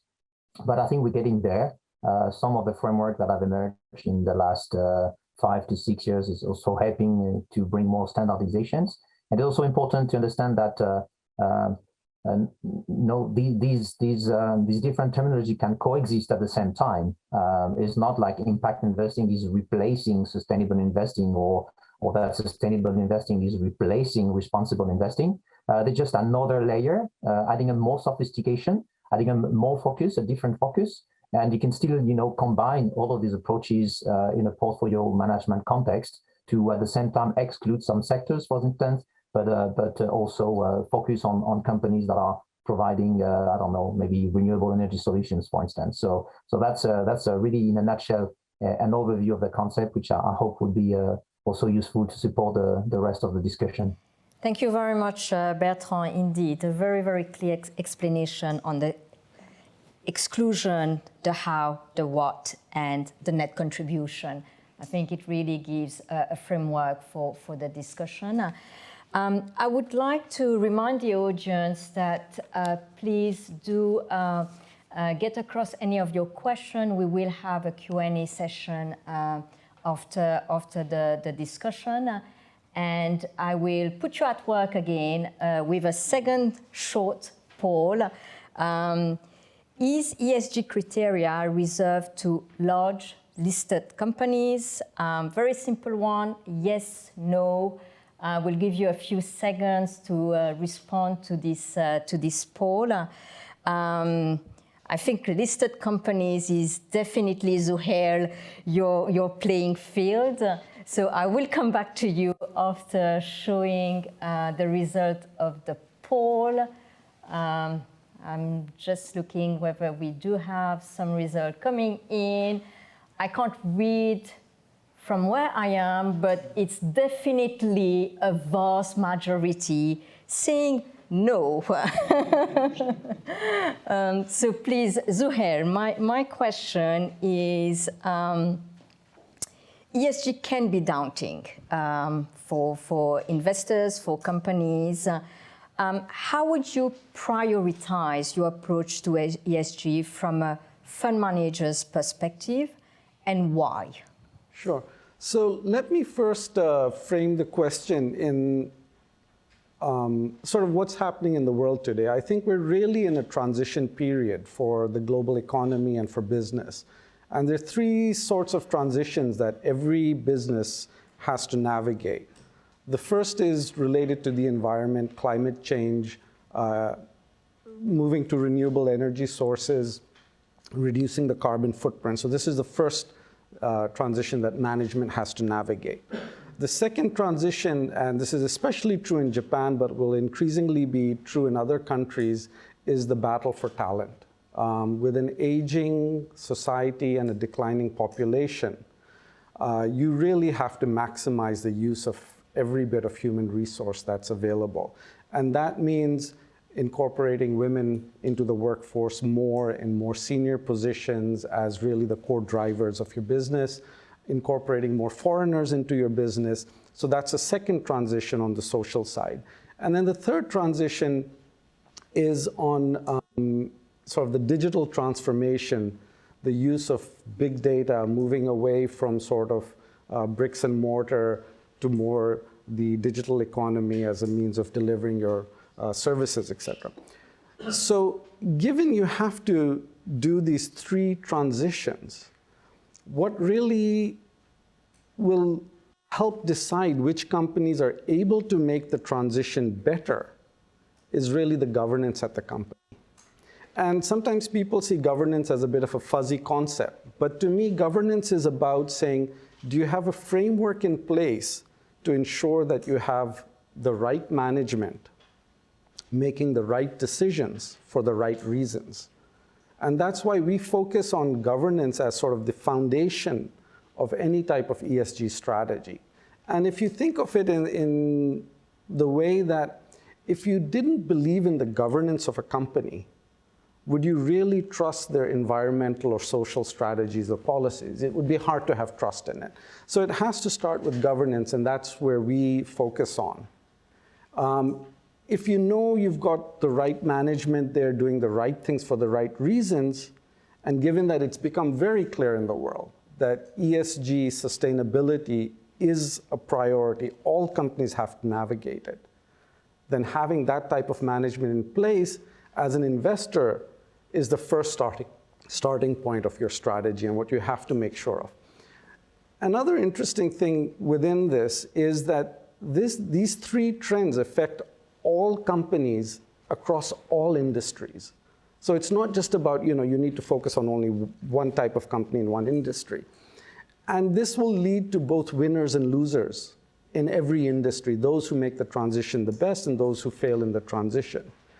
And as an investor, we want to take advantage of both sets of opportunities that we can identify. And so we have a long-short strategy, and that's part of how we believe we can generate returns from an ESG-focused strategy. So you invest in the good ones, and you shorten, divest on the bad ones. On the bad ones. Not on the right track ones. Yes, the ones that we feel are not making this transition. They are going to be the losers in this. And rather than just simply saying, okay, avoid them, actually there are returns to be generated by shorting them. Okay, so taking an action. Taking an action, and in a sense, it's a carrot and stick kind of thing. If you're not going to do the right things on an ESG perspective, we're happy to short your stock. Yes. Thank you, Zuhair. I will turn to you, Miko. What would you like to add or challenge to Zuhair's comment? First of all, I like your approach. Let's start with G. That's the foundation. So instead of saying ESG, why don't we call it GES or something? It is a leadership, it is a governance that needs to be the foundation for all the three, well, in particular in this case, E and S. So I like the idea of GES instead of ESG. So really, I have nothing to add on that front. I could not agree with you more. I think that the interesting thing about the whole discussion of ESG or GES right now is that this concept of notion has been around for a long time, especially if you're in Japan, if you're Japanese. This is saying sampo yoshi. It's good for three directions. That's what it means, right? Sampo means three directions, and good, yoshi. So that's really, that's what it is, right? It's good for me, it's good for you, it's good for everybody. That's what it means. So that saying has been around for a long time. So if you think about it, the notion has been around for a long time. And companies who really have embraced that whole idea of sampo yoshi, they have done really well on a sustainable basis. So again, if you think about it, it's really nothing really new. So why are we all of a sudden talking about it all day? It's nothing. It's not something that we heard a lot about 20 years ago, even 10 years ago. It's really the last 5 to 6 years, maybe last couple years. So that's kind of interesting. Why all of a sudden everyone is focused on it? I think, so that you know, I have switched my career in a very drastic way recently. I was in the public sector. I was running the Tokyo office of OECD, as you probably know, it's internationalization. And I left my position and I launched a VC fund called Empower Partners. So very much back in the private sector. I was in the private sector before OECD. I was with Goldman Sachs. So why am I doing it? And I think the timing is really interesting. Like I said before, this whole notion of sampo yoshi has been around for a long time. No one really talked about ESG until recently. All of a sudden, what we are saying is really sampo yoshi. And the reason why I have made a switch now is the timing is extremely interesting. What you're doing right now in terms of long-short position strategy, it's really interesting because I think there's a symmetric situation a lot of people can take advantage of. And I like to do that as well as a capitalist. And I can do it because it's now a lot of things are happening. A lot of dots are starting to align. So one, I will say two things. One, there is a way, or there are ways for capital market participants to assess what is happening with companies, whether they are large companies or even smaller companies.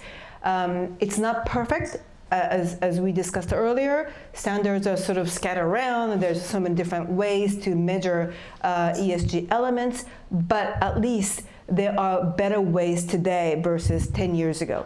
So ability to measure is really important. And that is now becoming available. So you cannot move the needle if you don't know where the needle stands, right? So you kind of need to know where it is today so that you can estimate where it's going to go tomorrow. So that's one thing. The other thing that's happening is a time horizon. And I think it's really hard to price something in when that something is likely to happen in 2050, right? So we all know, we have known that there is long-term impact on environment when you burn coal and stuff. But at the end of the day, if it's something that's going to happen after you die, and if it's your, grandchildren generation, it's really hard to price that phenomena of 2050 in the form of, say, stock price today. That time horizon has really shifted. What is likely to happen in 2050, it's easier to price it today. That was not possible before, or it was very difficult before. So these two things are starting to happen. One is ability to measure or assess. The other one is a timing, the time horizon. In order for capital market participants to assess externalities, as you said, Mr. Keda, and also the timing. What's likely to happen in 30 years, can that be priced in today?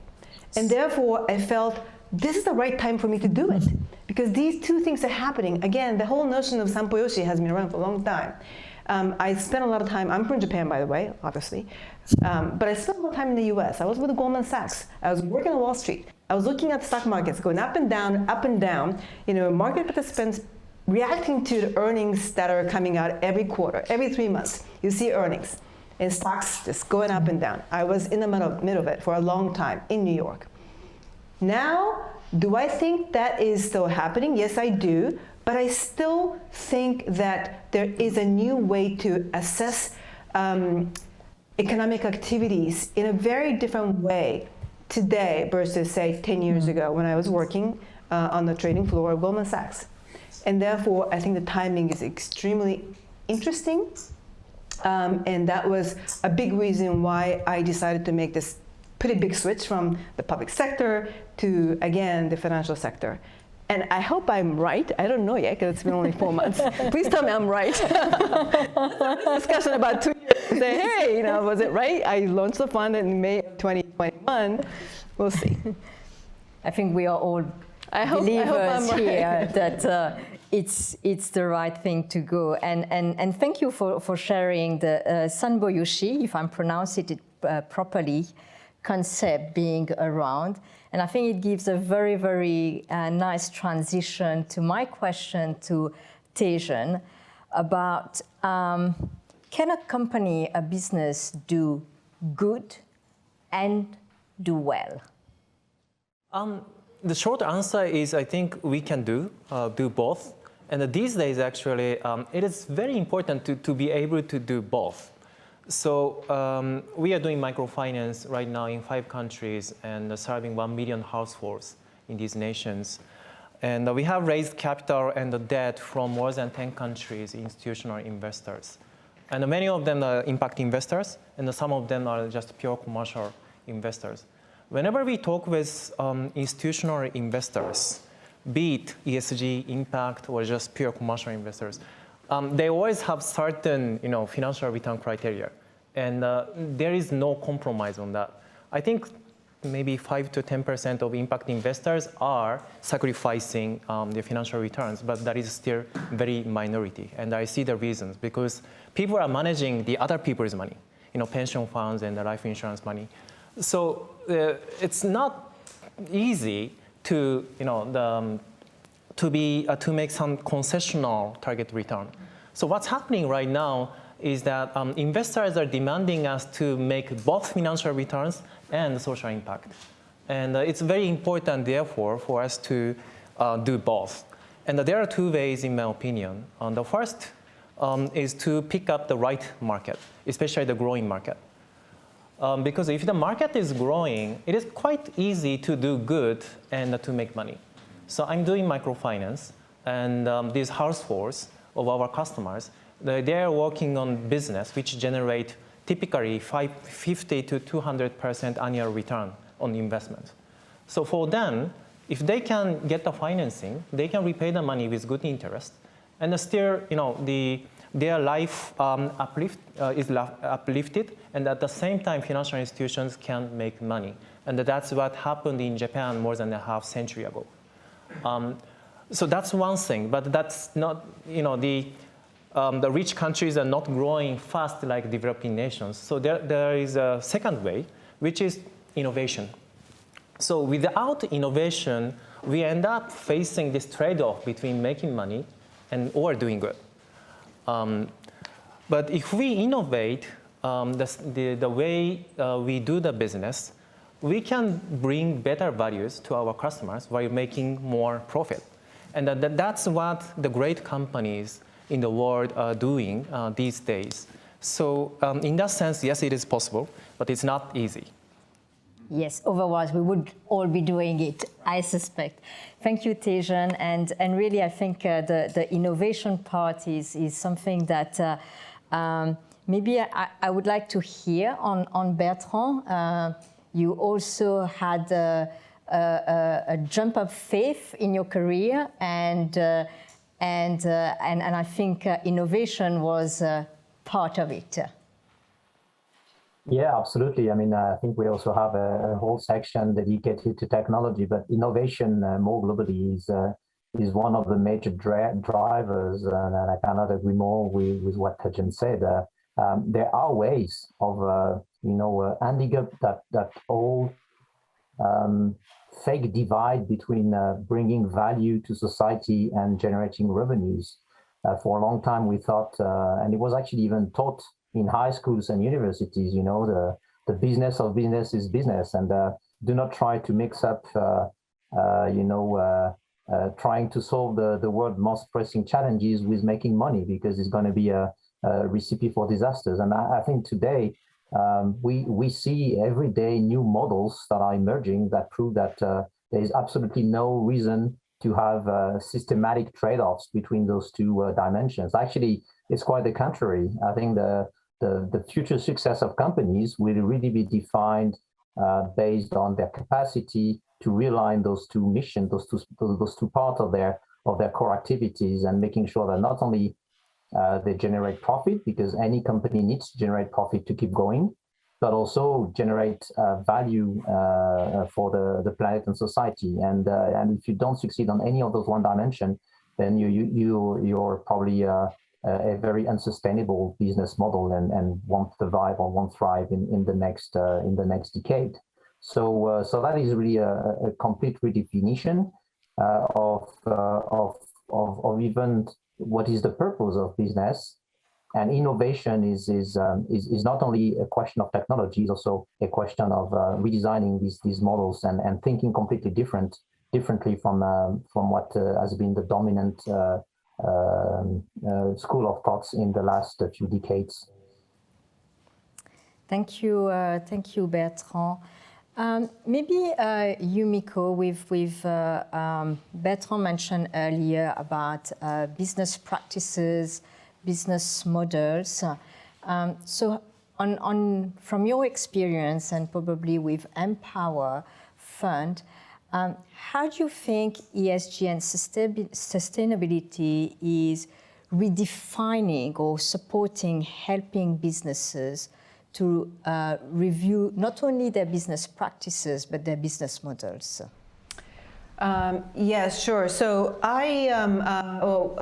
myself and my partners, when we were preparing for the launch of this fund, we had a choice to launch our fund as an impact fund.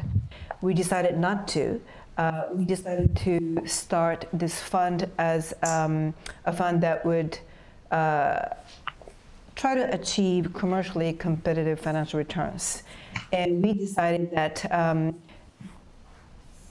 at this point, the capital markets are ready to really look at funds like ourselves and really see through what ESG approach can do in terms of delivering financial returns that are commercially competitive. So as Susan said, it's not easy, but it's possible. And then the reason why we think this is the timing-wise right time to do so is, like I said, there are two things, right? In terms of there are ways to assess ESG elements more so than before, and the timeline. So we actually do believe our competitive advantage is to make sure when we basically invest in startup companies, right? Young companies.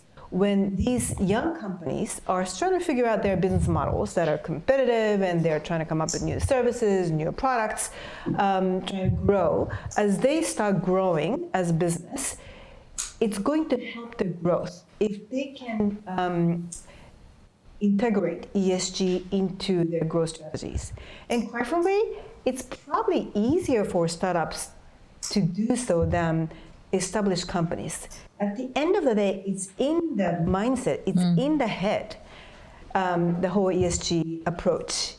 And when established companies have very strong established corporate culture, not easy to change the mindset.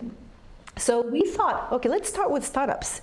Okay, startups are not, they don't have a lot of resources. They're still growing. They don't maybe have zillions of people running HR department, for example. But they have this mindset that they are really hungry for growth. And how can they achieve the growth that they want to achieve?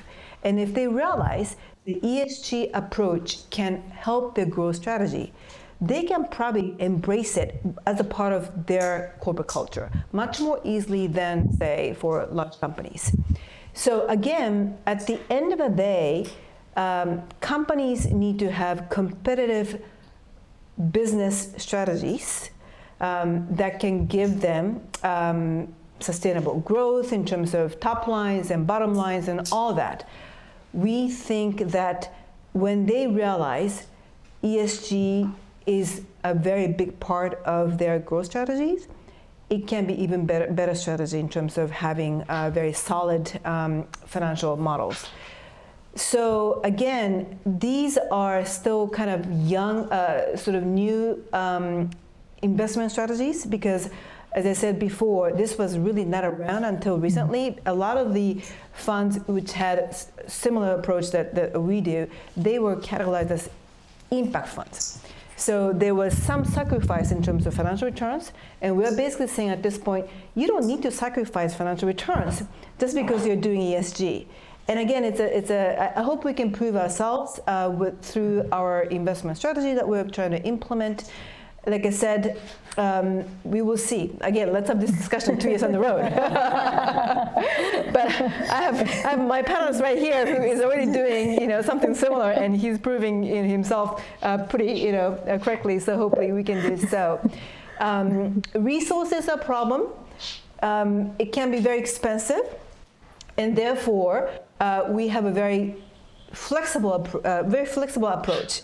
So we're not we're not encouraging our portfolio companies to say, hey, you need to have 30% of leadership positions held by women. We're not actually saying that right now, but we are actually encouraging our portfolio companies to have very thoughtful HR policies when it comes to recruiting, promoting, and things like that. So it's the framework that is really important for those companies.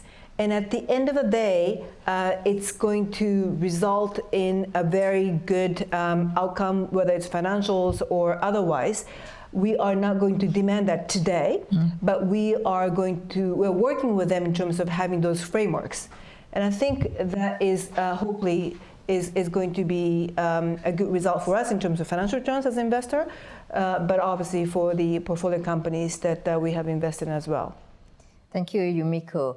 I'm keeping in mind a few notions, a few concepts here, and it's growth mindset and sustainability mindset coming together, being part of the same equation. What's your thought on this, Zuhair, dealing with more mature companies? So what I'll say is we have to remember that we're in a very different world and environment today versus, let's say, the 1980s. So I remember in the 1980s, there was a finance class in business school, and it was about, you get 3 pieces of information. What sort of arbitrage strategy will you structure to profit from it? And one of the students in it answered, well, this is insider information, so it's unethical to trade on it. It's illegal, you can't do this. And he got a 0. And it became a big issue, right? That no, this is finance, this is not about ethics.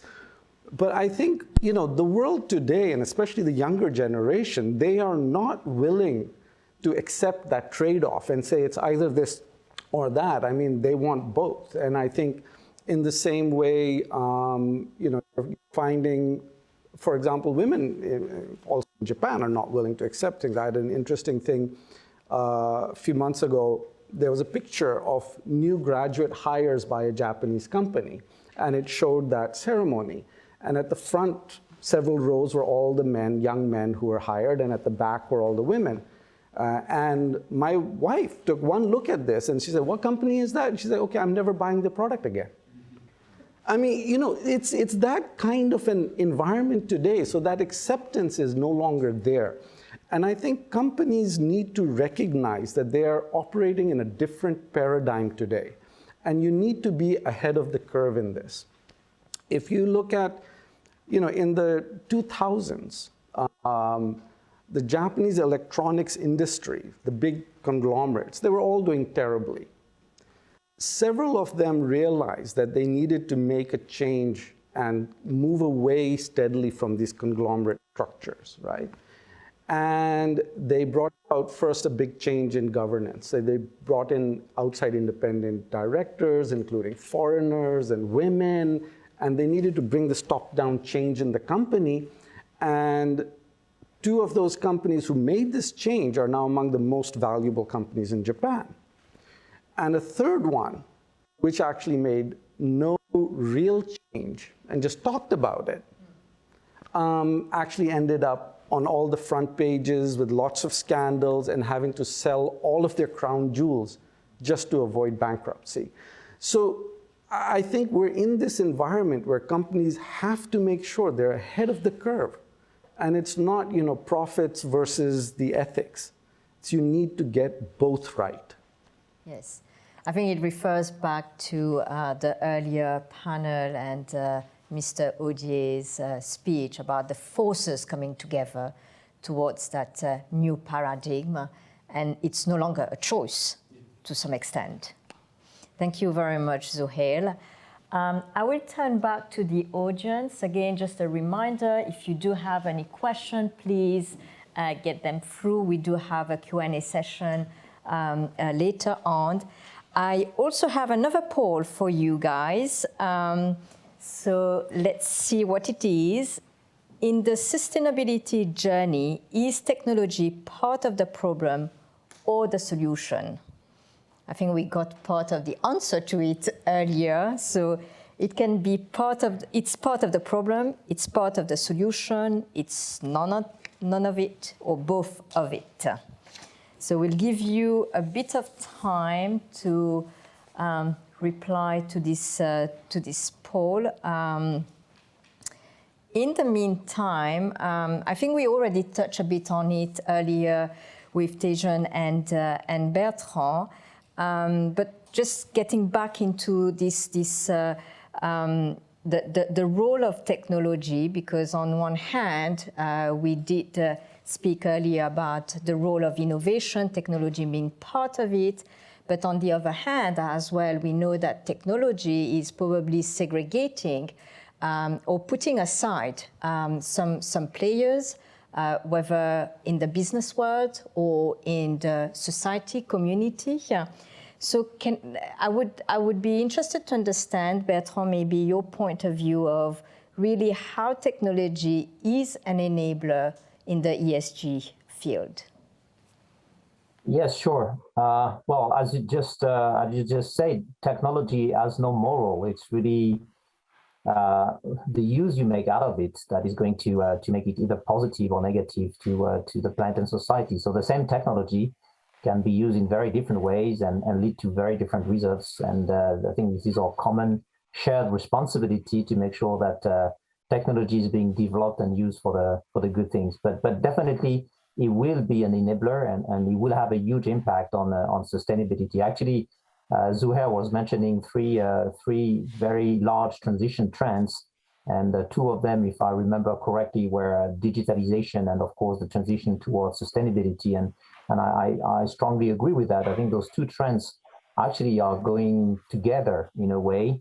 More digitalization is going to lead to probably more sustainability, as a digitalized process means less natural resources, but also is very often more inclusive. If we just take the example, for instance, of car sharing platforms, not only they allow to reduce the number of cars on the roads and to reduce the pollution that is related to those cars being on the road, but they also let more people participate into the sharing economy and get access to new streams of revenue. So in a way, it's also making society more inclusive and gives more opportunities for people to generate and to participate into revenue generation mechanisms. And then that is, I think, a good example of how technology is really deeply changing the way. So that digitalization and that use of technology is definitely going to be one of the dimensions, not only at the level of the company themselves, so how it really is going to change the operational model of those companies, but also, and this I will go back to Yumiko's point, also for me at the other end of the spectrum when it comes at measuring these impacts, because here also we will need to make a good use of technology. Measuring impact, measuring sustainability is very complex, particularly when it goes to very large companies. Sometimes, it could be very counterintuitive, and we would need to use also innovation and technology to improve on that front if we want to make sure that we have the right data to actually inform not only investment decision, but also consumers, employees, political leaders. They need to have at their hand a way of really understanding what are all the very deep transformations and deep consequences each of the companies' practices and product and services are generating for the planet and society. If you don't have that, then you just blind, and there is no way you can really accelerate or even reorient capital allocation and reorient the broader economy towards a more virtuous model. You need to know who is doing what and what good those different businesses are bringing to the planet. And here technology is already an enabler. We use technology a lot. We use AI models in the company that I started to help us, extracting the right information from companies. And then we use collective intelligence, which is another very powerful tool to actually make sense out of those data and make sure we can understand what civil society is actually thinking about all of these impacts, and not just an algorithm. So in some ways. So yeah, technology definitely is shaping that. I think sometimes we also are too optimistic with technology. So that's probably also another pitfall that we need to avoid. Many people think that, at the end of the day, it doesn't matter so much because technology will save us all. That's obviously not the case. I see a lot of, for instance, of buzzwords around CO2 capture technologies. They are indeed promising, but I think the risk with that is that, we are pushed not to change fundamentally our behaviors, not to change the way we consume, not to change the way we produce, because at the end of the day, it's going to be okay. We're going to find a way of removing the CO2 from the atmosphere, and that is a real risk that is pushing us towards inaction and just relying on technology at the end of the day. So we need to be careful also not to use technology as an excuse for inaction in the short term. Thank you very much, Bertrand. I think we should have put that as another option to the poll. Technology as an excuse for inaction. Seeing this, let me see the result. Again, I need to come a bit closer. So we have 69% as both of it and 41% as part of the solution. So more or less quite a very positive feedback from the audience on the role of technology in ESG. Maybe on the same topic, Tejan, I'll ask you, I know that you are in the microfinance space, and so how technology is helping your clients to access to finance? So to the former question, I think I would say technology is the making solutions as well as the problems, and I would like to touch upon both. So solution side, especially in financial inclusion space, the greatest achievement which was made in the last decade, I think, was done by Alibaba or Ant Group. So they provided very useful the small-scale financial services available for smartphone users, and which basically eliminated financial exclusion from China. So that was a great achievement, and that's how one of the showcases where the technology really can solve financial exclusion. However, the things are not so easy in the other countries. So in developing nations, typically, especially for typical microfinance customers, just 20 to 30% of the people have smartphones, and 30% of the people are illiterate. So we cannot just copy the business model of Ant Group to developing nations. Perhaps maybe you can imagine your mother or your grandmother. So I quite often think about my mom. So she has used smartphones for already a decade, but she can send the WhatsApp message, but she cannot use any mobile wallet or whatever, and that is the situation. So we have the three solutions to our customers. So our customers anyway want to see human beings in the field. So we employ our field staff, and also we have our agents. And we provide tablets and apps to our employees and our agents such that they can improve their productivity considerably. So instead of asking our customers to improve their literacy, we train our people such that we can provide a better service. And also on top of that, we just recently developed our app-based financial services, which is very popular now in Tajikistan. We are providing the popular mobile wallet app in the nation. And we are planning to make a super app in Central Asia. So in that sense, technology is making many solutions to financial inclusion space. However, there are many problems associated with it. I would like to mention just three things. So first is bias of data. So many tech companies are using data to come out, and using algorithm, they try to offer the better services. However, that data is a reflection of the current situation. So what happens is that if you are, say, cornered people or the discriminated community people, sometimes their default ratio might be higher. Then what could happen if we solely rely on algorithm is that we end up excluding these people who are discriminated by the society. So that this data bias is the number one issue. Number two is this digital divide. Having employees in the field is expensive. So some companies would not like to do that. So they just develop the app-based services and they try to grow the business and catering to this majority of the people, 70% of people who have smartphones. And then what happens is that this 30% people are left behind. And that is happening already, for example, in Kenya, India, and in many other countries. So that is the second issue. It's the enlarging the divide between the haves and have-nots.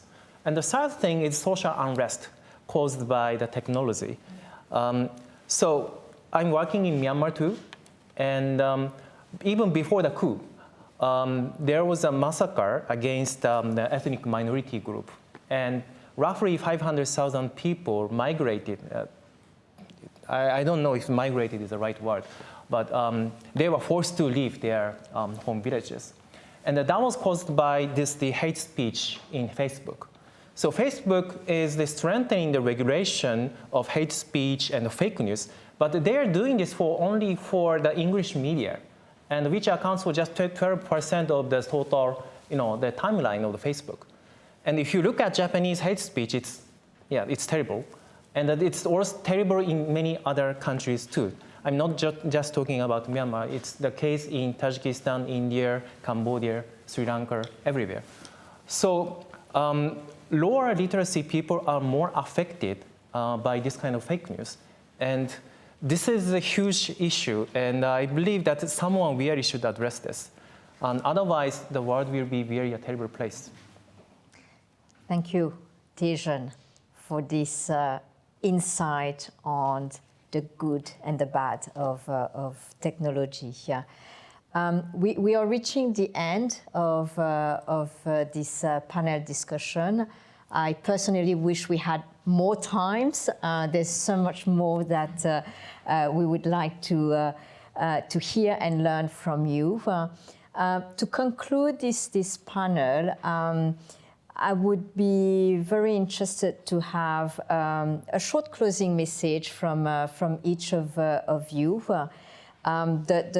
Today's forum is on how to make the mobilization of capital towards sustainability happen. What would be your message to the audience? Yumiko, may I start with you? Sure. I mean, it sounds like I'm repeating myself, but I would say this is a time. I believe this is a time for our fund. I believe this is a time for all of us here today in terms of making a difference, taking action. I think it's a really exciting time as well, because now we are starting to see things moving ahead. So let's take advantage of being now. Thank you, Yumiko. For Bertrand? Sure. Yeah, I think I cannot agree more that the time is very exciting. I've been myself involved in the industry for the last 16 years, and now everybody is really concerned, and that is a very good thing. But of course, if we want all of that goodwill to turn into really useful benefit for the planet of society, I think what is really missing today is the capacity to measure properly all of these impacts one by one, so that we know exactly when we invest or when we consume that we're working with the right company.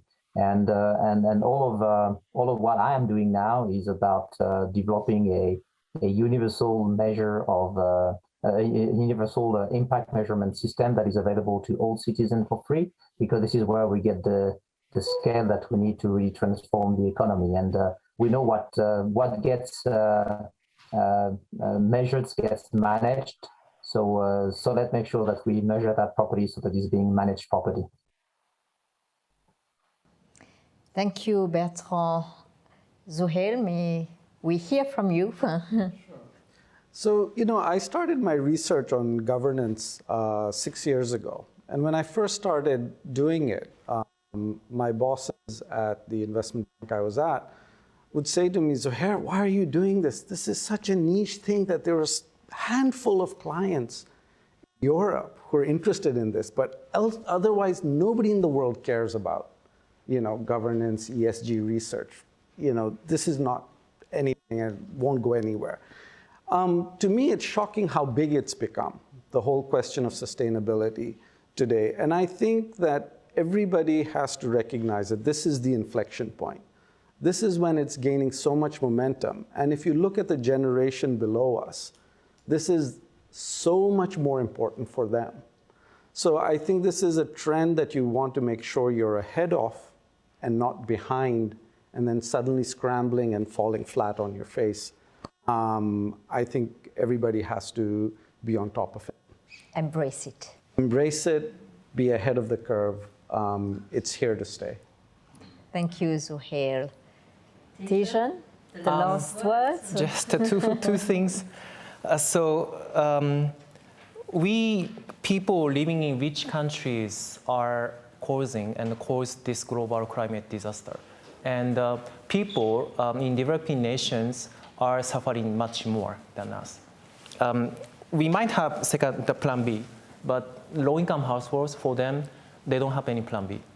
And the increasing number of people are affected by natural disaster every year. So we really have to address this. That's number one. Number two, majority of the ESG investments, impact investments, are now made for the renewable energy. That is because thanks to Chinese manufacturers who made a great innovation, solar energy became much cheaper and the financially viable solution. And we should do the same thing for many other social issues. And I'm trying my best in my segment, financial inclusion, and I hope that everyone can do the same thing. Thank you. Thank you very much, Tijan. Thank you for your participation and your insight, the four of you. We are opening the floor to question. I have a few coming in already, so I'll start taking them. We have about 10 minutes for Q&A, so please do go ahead if you have any question for our panelists. So the first question, it's a bit of a long question, so I'll take my time to. So panelists mentioned that we are able to price in the long-term sustainable goal into investment.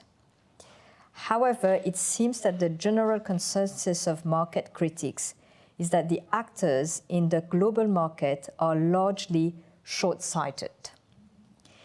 Do you think that implementing large-scale ESG practice will require portfolio companies to operate away from the conventional infrastructure of involving investment banks and exchanges in attracting investors?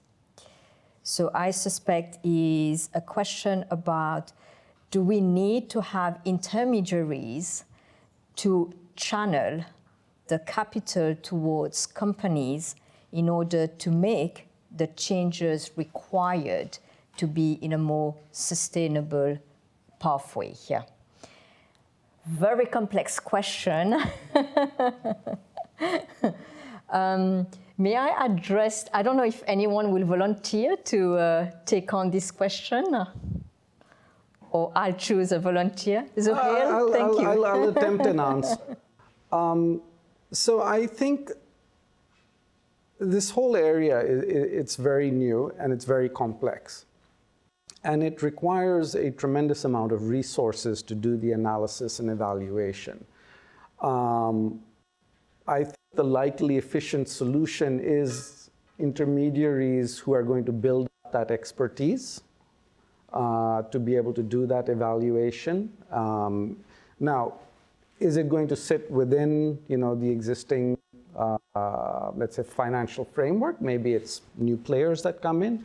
I would tend to believe that a few years ago, many of the players thought this was, a little fad and won't become anything. But I think they're very aware of it. And I think there are more and more resources being pumped into building up that knowledge and expertise. And likely they will be meaningful players in still providing the intermediation. But at the same time, I think there will be new intermediaries who come from having that knowledge expertise and then applying it within that financial intermediary framework. So I think it'll be a bit of both.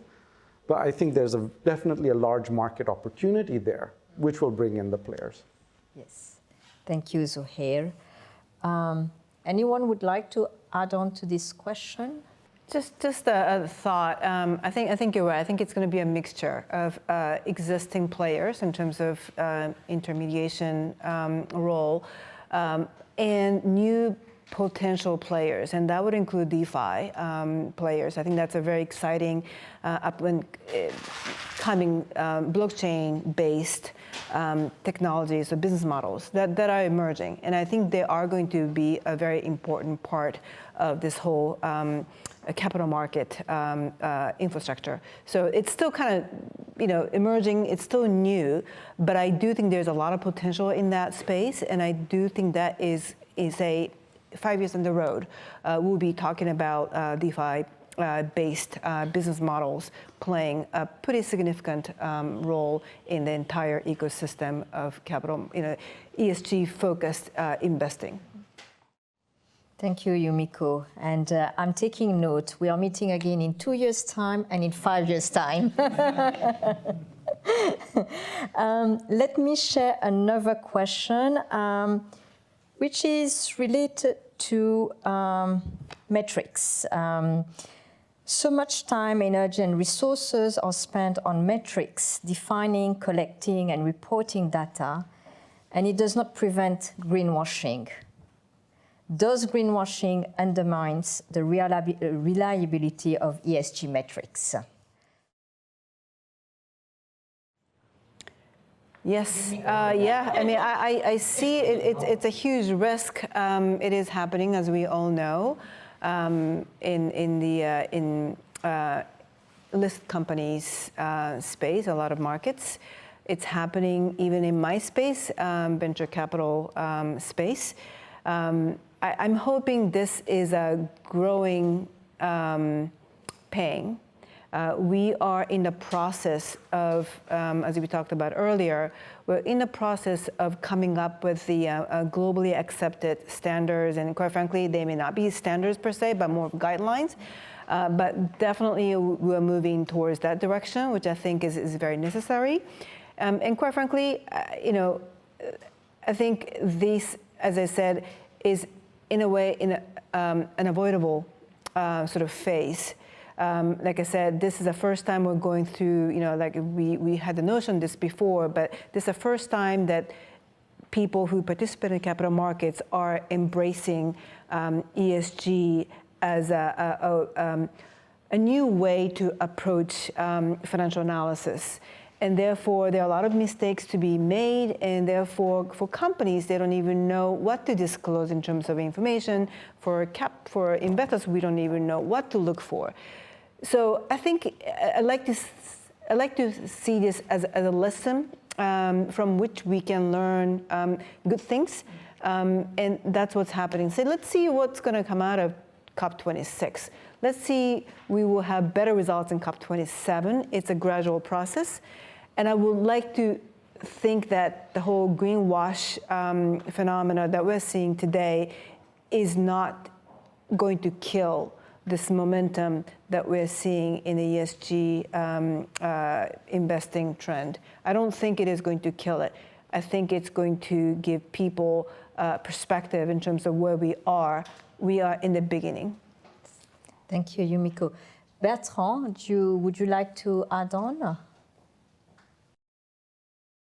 The greenwashing situation is quite unavoidable indeed, and actually it's a good sign also that companies see the interest of being, promoting themselves as a sustainable company. So it's also reinforcing the trend and showing that this is here to stay, as Zuhair was saying. And for me, the part of the answers is going to come from regulation. We also already saw some bits of interesting, innovative new regulation coming out of the European Union on taxonomy. And part of that is also going to come from the increasing level of sophistication in the broader industry. Again, not everybody has been around for the last 15 years. Some people are just relatively new to the space, and that's a very good news that more and more people are joining. And it takes some time before you learn to ask the right question. You learn how to make the difference between what is a good communication and what is a real metric, verified and robust. And as the investors progress day after day on that, it will become harder and harder for companies to greenwash. And actually, at one point in time, and I think that point is going to come very early, the cost or the risks of being perceived as a greenwasher will be much higher than just the value of communicating properly their own impact. So I think this is something we have to deal with in maybe the next couple of years. But I'm also quite optimistic that these kind of trends are not going to kill the whole movement. and that actually this is something that is going to be put behind us rather sooner than later. Let me just one more thing. We have 15 people's team dedicated to impact measurement and social performance management. But we don't see this as a burden. It's part of the product development. And financial institutions are notorious for selling things they want to sell. However, we really have to think our financial services from our clients' perspective. For that to happen, it is very important for us to measure the impact. And greenwashing, impact washing will be there. In all growing segment or industry, there always are scams. But these scams don't kill the trend. So I'm quite optimistic about the future. If I can add one thing on this. So I was recently looking at a list among the big listed Japanese companies of sort of the top 5 or 10 companies in terms of the most aggressive CO2 emission reduction targets. And of those companies, more than half of them immediately stood out to me because they were among the worst governance companies in my evaluation within those big listed companies. And I mean, I assume this is greenwashing because I don't trust anything these companies say or do. But you know, and I think one of the risks in this and what some of these companies are doing is they're presenting these very aggressive 15-year out targets and to distract and take away from people talking about their poor governance or the poor social issues, et cetera, right, by setting these targets. I think one of the key things that's going to be very important is something that Professor Shai talked about earlier, is the engagement and the proxy vote as investors. To really saying, okay, we're going to hold your feet to the fire. You're setting these targets, you're talking about things. Now you need to set these intermediate milestones and show us you're actually going to achieve them, rather than just, you know, say something big and it's 15 years later, so who cares, right? So I think that's going to be very important, holding their feet to the fire. Engagement, accountability. Engagement, accountability, and voting against the management, you know, who say things that they have no intention of doing. But this whole situation gives you a lot of interesting arbitrage situations in the marketplace, right? Because there are companies who actually say these things and they don't do. So it's an interesting, you know, situation for some investors. But I was going to say that the whole greenwash debate, you can also say something similar is happening or has happened in the gender space, right? So there has been a lot of promising, you know, how many times have we heard from many companies, especially Japanese companies, these targets, have they been achieved? Right? So I don't know if there's going to be a new word, like a gender washing or something.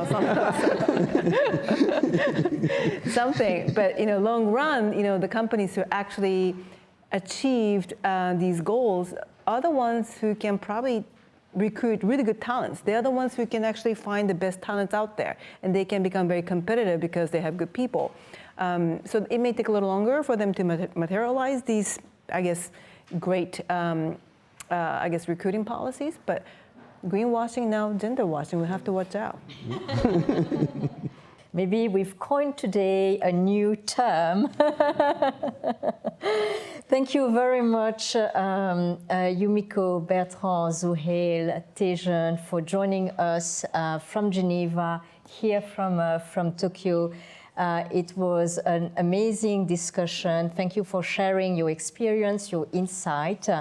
And on those words, I think that I would now hand over for the closing remarks from Mr. Takatsu Naoshi, Managing Partner, Northeast Asia, IMD Business School, and co-organizer of the Economic Forum.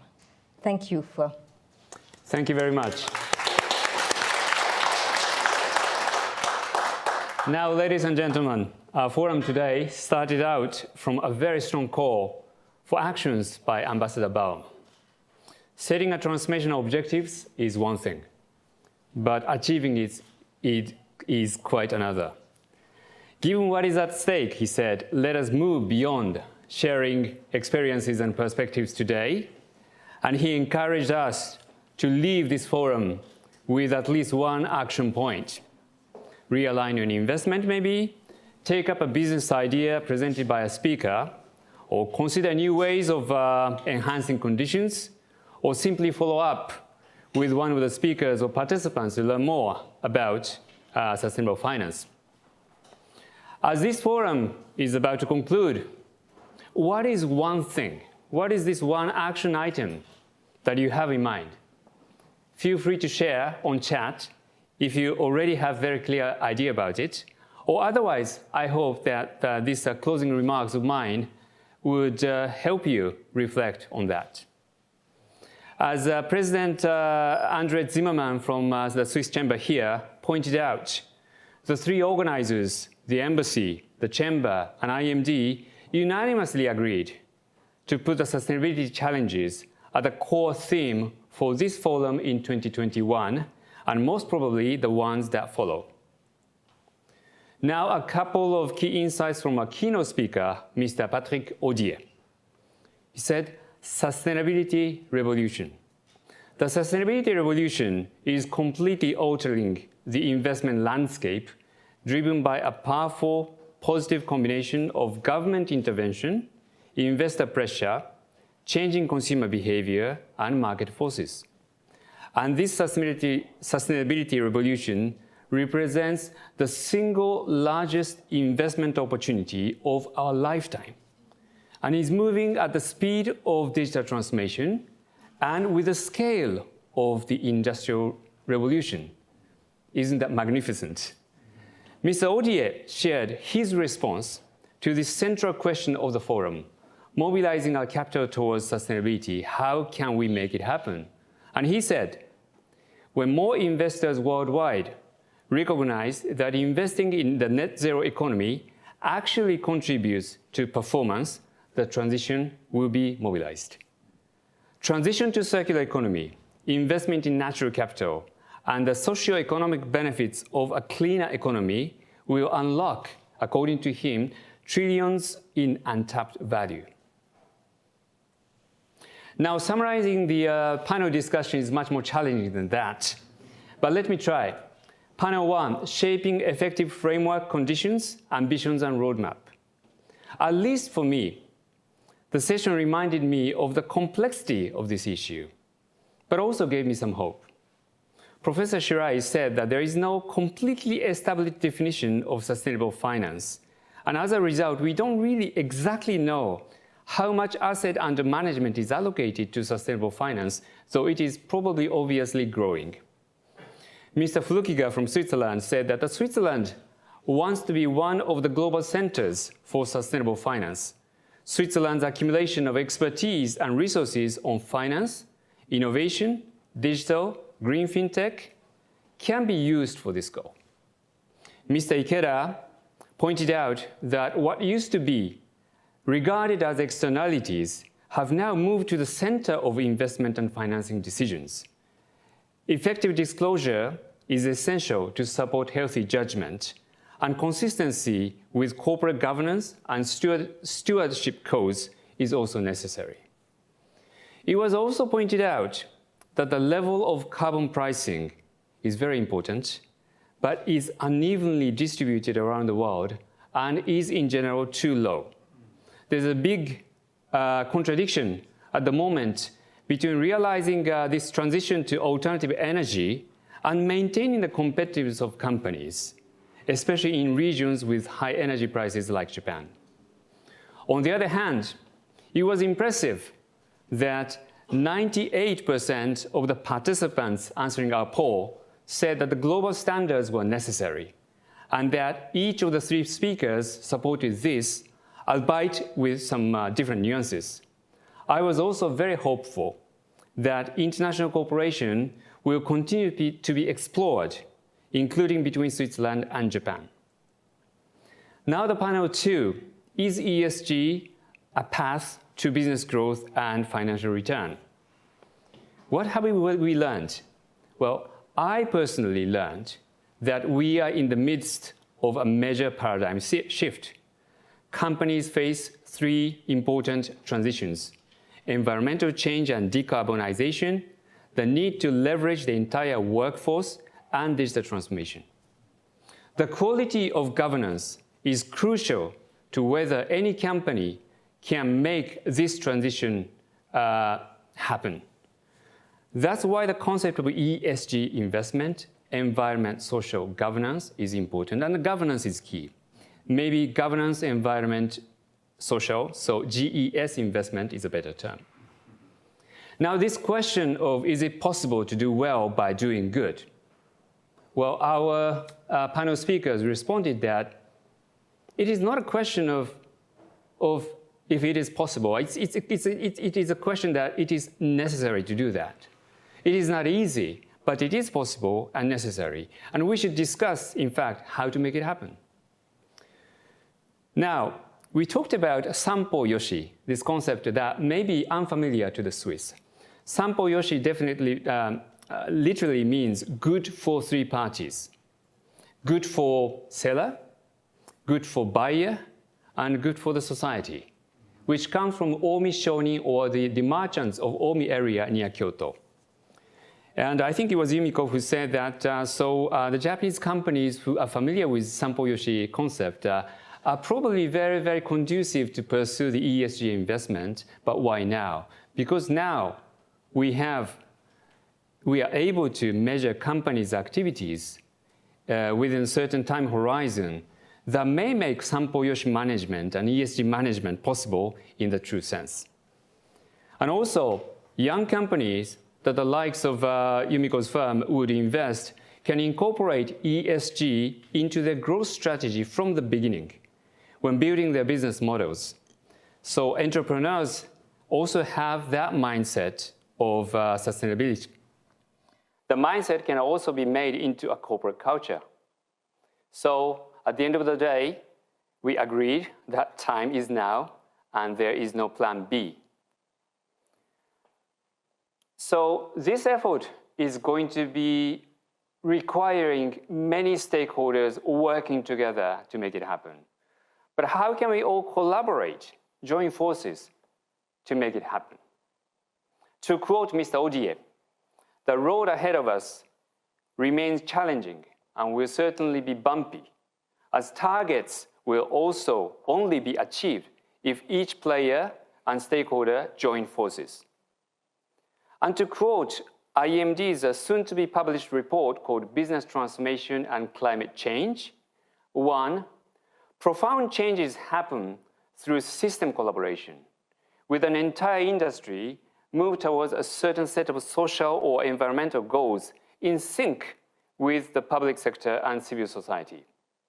2, this can be best described as collective raising the bar to a higher standard, and one to which industry players are all held accountable.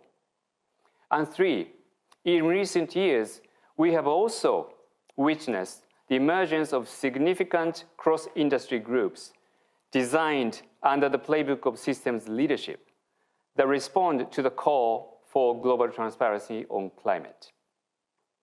Let me also add here the 3 core abilities of the systems leadership proposed by the trailblazing scholars such as MIT's Peter Senge. 1, see the larger system. 2, encourage reflection and more generative dialogue. 3, shift the collective focus from reactive problem solving to co-creation of the future. We have many, many business leaders in the audience today, and they face challenges of organizational transformation.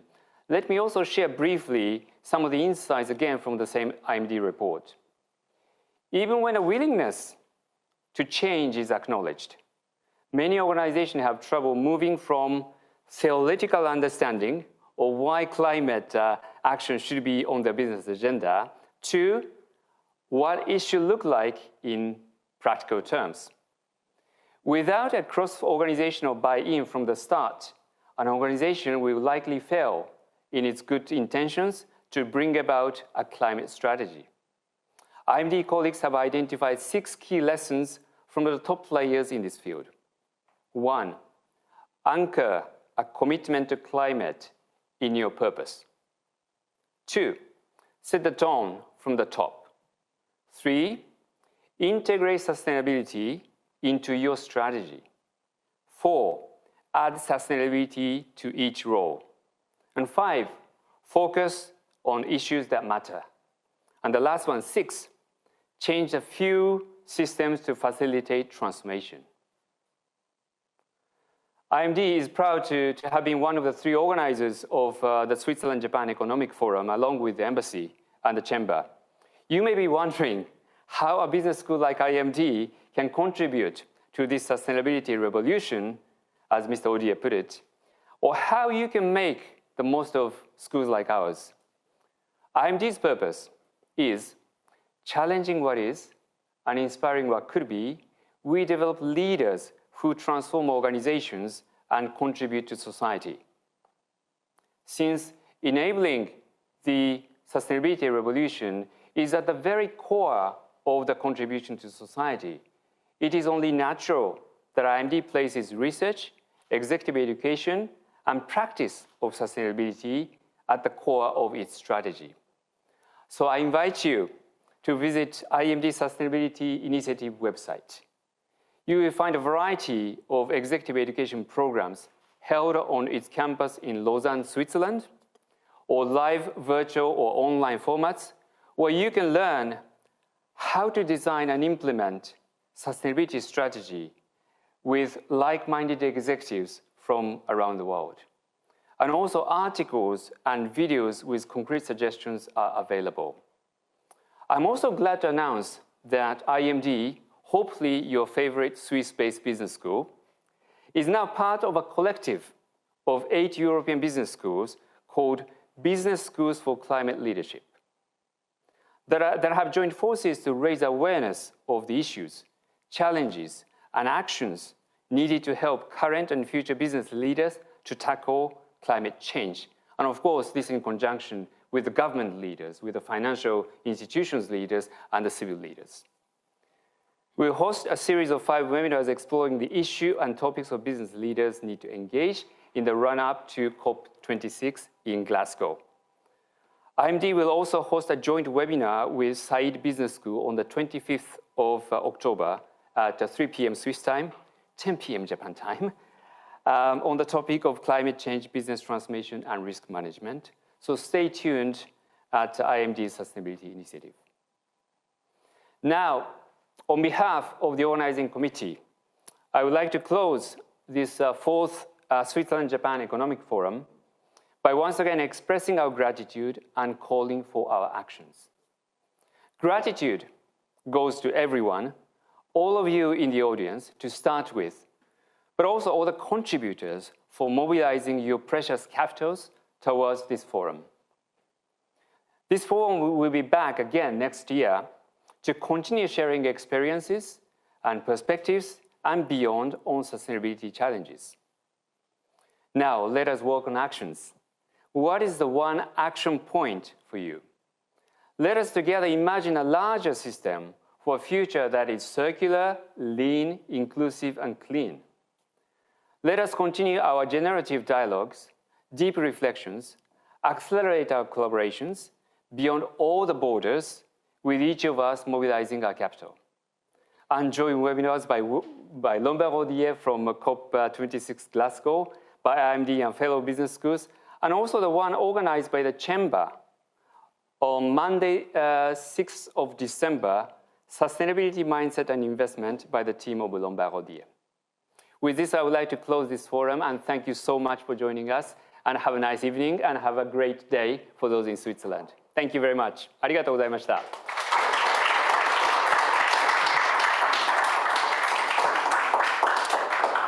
Thank you so very much, Naoshi, for giving us such an articulate and inspirational conclusion. Ladies and gentlemen, it is now time to close our forum. I would like to thank one more time our sponsors, Givaudan, Insight Tech, Richemont, UBP, and ABB. Thank you for your support.